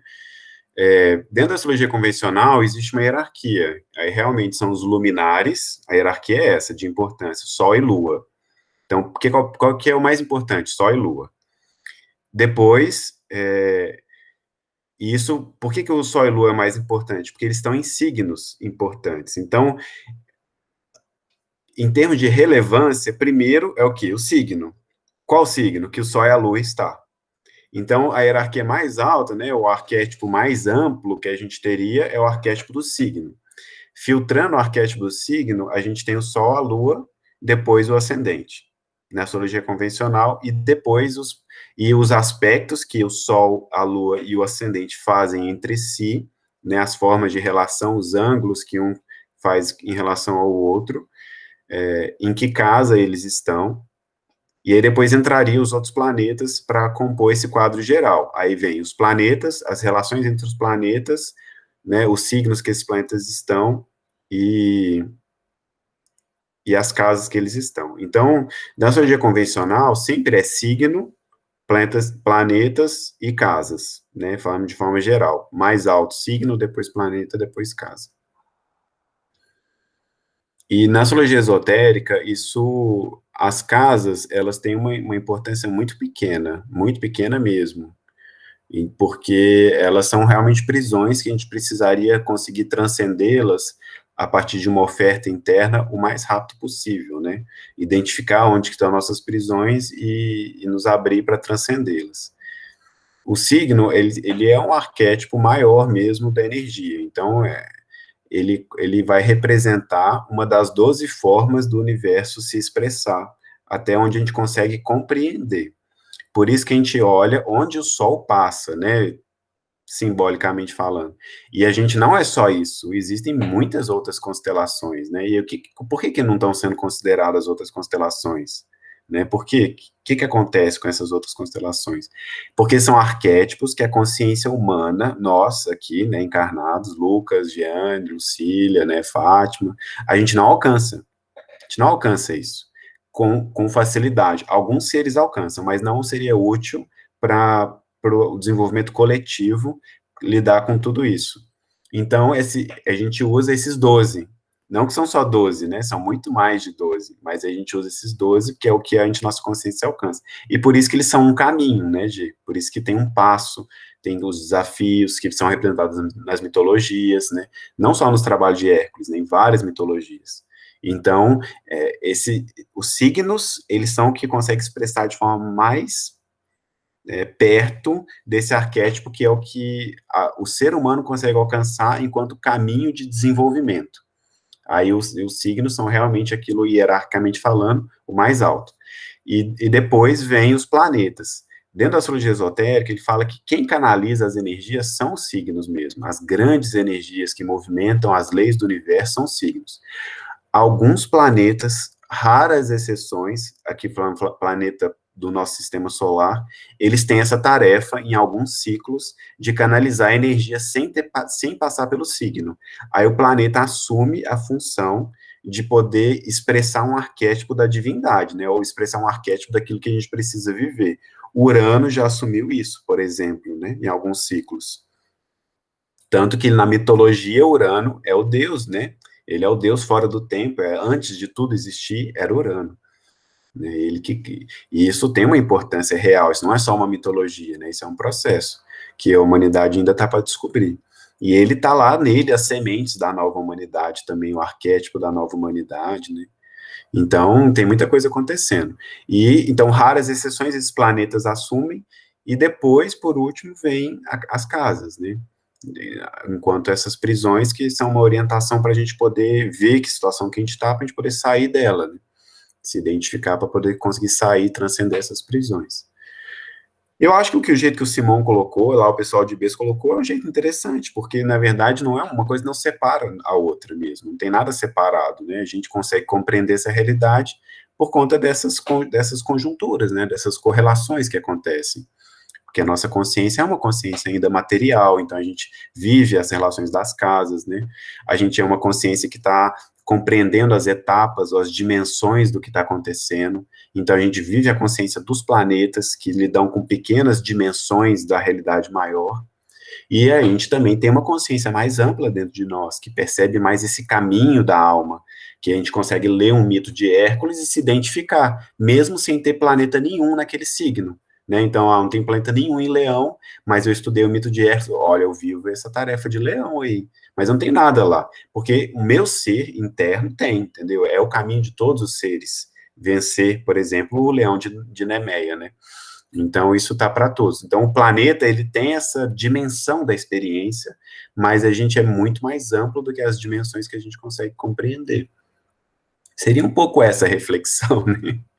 Não sei se ajuda, o que se alguém pensa diferente, quer colocar.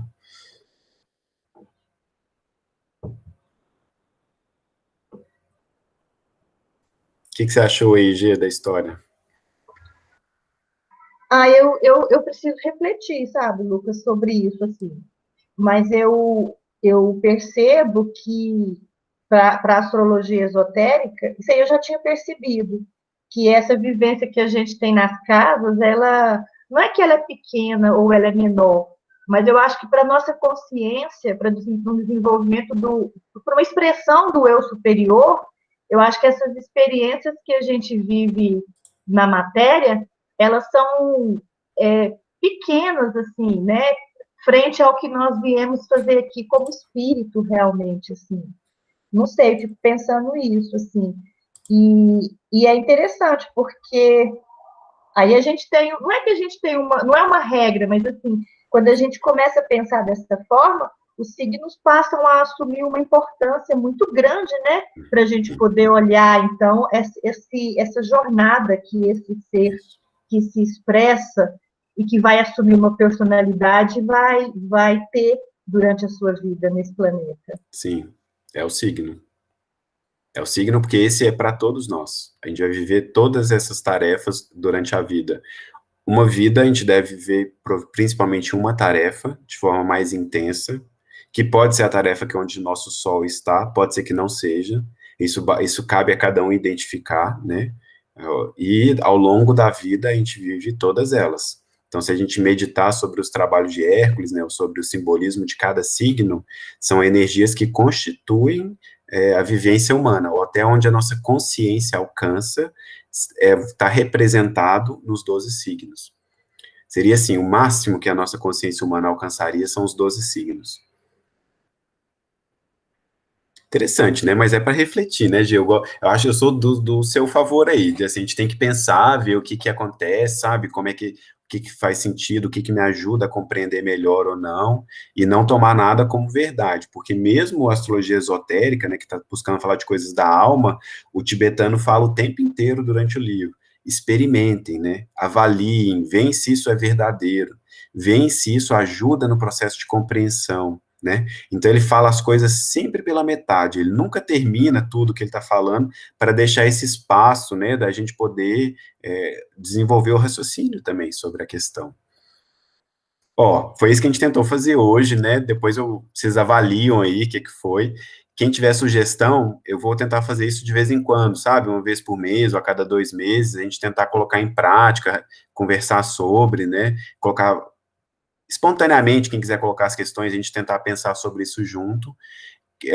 Quem tiver sugestão de uma didática melhor para fazer isso, manda para mim também. Coloca lá no grupo para a gente poder conversar como que a gente pode aproveitar mais esses momentos juntos. E quem tiver dúvida também pode me mandar, a gente vai conversando por fora, que não precisa ser sempre em encontro coletivo, né? Pode mandar para mim. E a gente vai trocando essa ideia. E é isso. Assim, eu acho que esse é o processo, né? Acho que a gente deu o tempo aqui proposto. Depois vocês disponibilizem para nós também lá no grupo essa gravação. Eu acho que é importante depois, assim, retomar, sabe, com calma alguns desses itens, assim, para refletir, enfim, anotar também. Pode deixar. Alguém quer colocar alguma coisinha para a gente poder fechar? Eu queria só... senão eu morro de curiosidade. Você deixou um mapa para a gente como exemplo para a gente fazer um estudo também. Uhum. E é um mapa que está no anonimato. A minha criança interior quer saber o seguinte, vai continuar no anonimato ou a gente vai saber quem é? Não, é porque é uma pessoa... não, vai ser anonimato. Não é ninguém que te conhece, não. É só para não expor a pessoa, mas ninguém conhece, não. Eu fiquei em dúvida, assim, porque eu falei, nossa, será que... Não é personagem histórico. Não é algum personagem... Primeira pergunta que eu fiz foi, será que é algum personagem histórico que a gente precisa avaliar? Mas aí também olhei o ano, né, fiz essa análise. Muito nova. Não, pode ser, não sei também, assim, mas fiquei com muita curiosidade. Então tá bom, vou ficar com curiosidade, eu estou satisfeita com a resposta. Obrigada. Eu queria falar que eu gostei muito da gente ir comparando, porque você pegou um elemento simples, né? No meu caso da Jane, você foi no Sol e foi estava o Sol. E aí eu gostei porque eu fui analisando, né? Fazendo essa junção de o Sol e onde que ele está no signo e qual casa, porque aí a gente vai fazendo essa conexão. Então eu gostei. E uma coisa muito inútil é que eu fiz o mapa do meu cachorrinho e ele tem o Sol em Touro na casa 7. E faz sentido? Faz demais, ele é ele tem ascendente em Libra. Ele é para viver para os outros. A existência dele faz sentido no outro total. Que legal. Eu gostaria também, depois, no seu tempo, Lucas, quando você tivesse possibilidade, de ver alguns mapas de personalidades históricas também. Fiquei curiosa, assim, sabe? Eu estou começando a gostar dessa coisa de olhar os mapas alheios também, assim. E aí, depois, no seu tempo, quando você tiver alguns, assim, manda para a gente também no grupo. Eu agradeço. Mando. Vamos conversar sobre eles, de ótima ideia. É bem didático isso. Eu coloquei um pro grupo naquele dia que a gente teve a reunião, né? Que a gente estava falando um pouco, aí a gente mencionou Hitler. Aí, até por curiosidade, eu fui lá, dei uma olhada no mapa dele também, achei bem interessante, assim. Depois, se o grupo achar que convém, a gente pode, né, tirar um tempo também para ver, pelo menos, algumas personalidades, assim, ou uma ou outra, para a gente poder analisar junto algumas coisas. Legal. O pessoal de IBs colocou: o relógio não é o tempo, mas o movimento dos ponteiros mostra sincronicamente o passar do tempo. O movimento dos planetas no pano de fundo dos signos mostra os ciclos de projeção e manifestação dos arquétipos, os planetas como ponteiros, né? Será que é isso?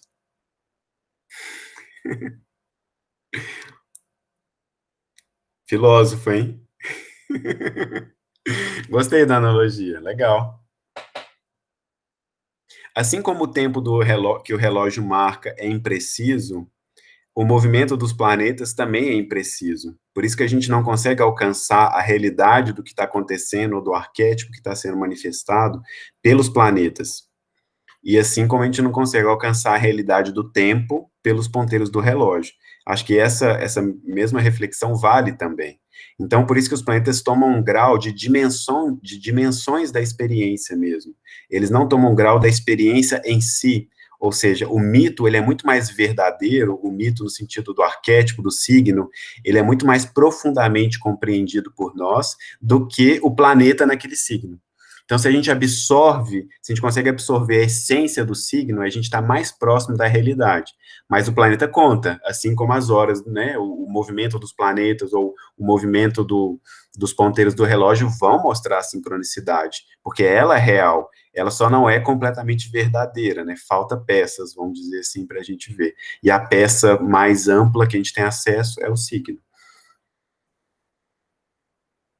Uma reflexão, tá? Vamos meditar sobre isso. É isso, então, né? Gratidão a todos. Obrigada pela companhia. É sempre bom estar no computador para fazer coisas prazerosas, assim, depois de horas e horas de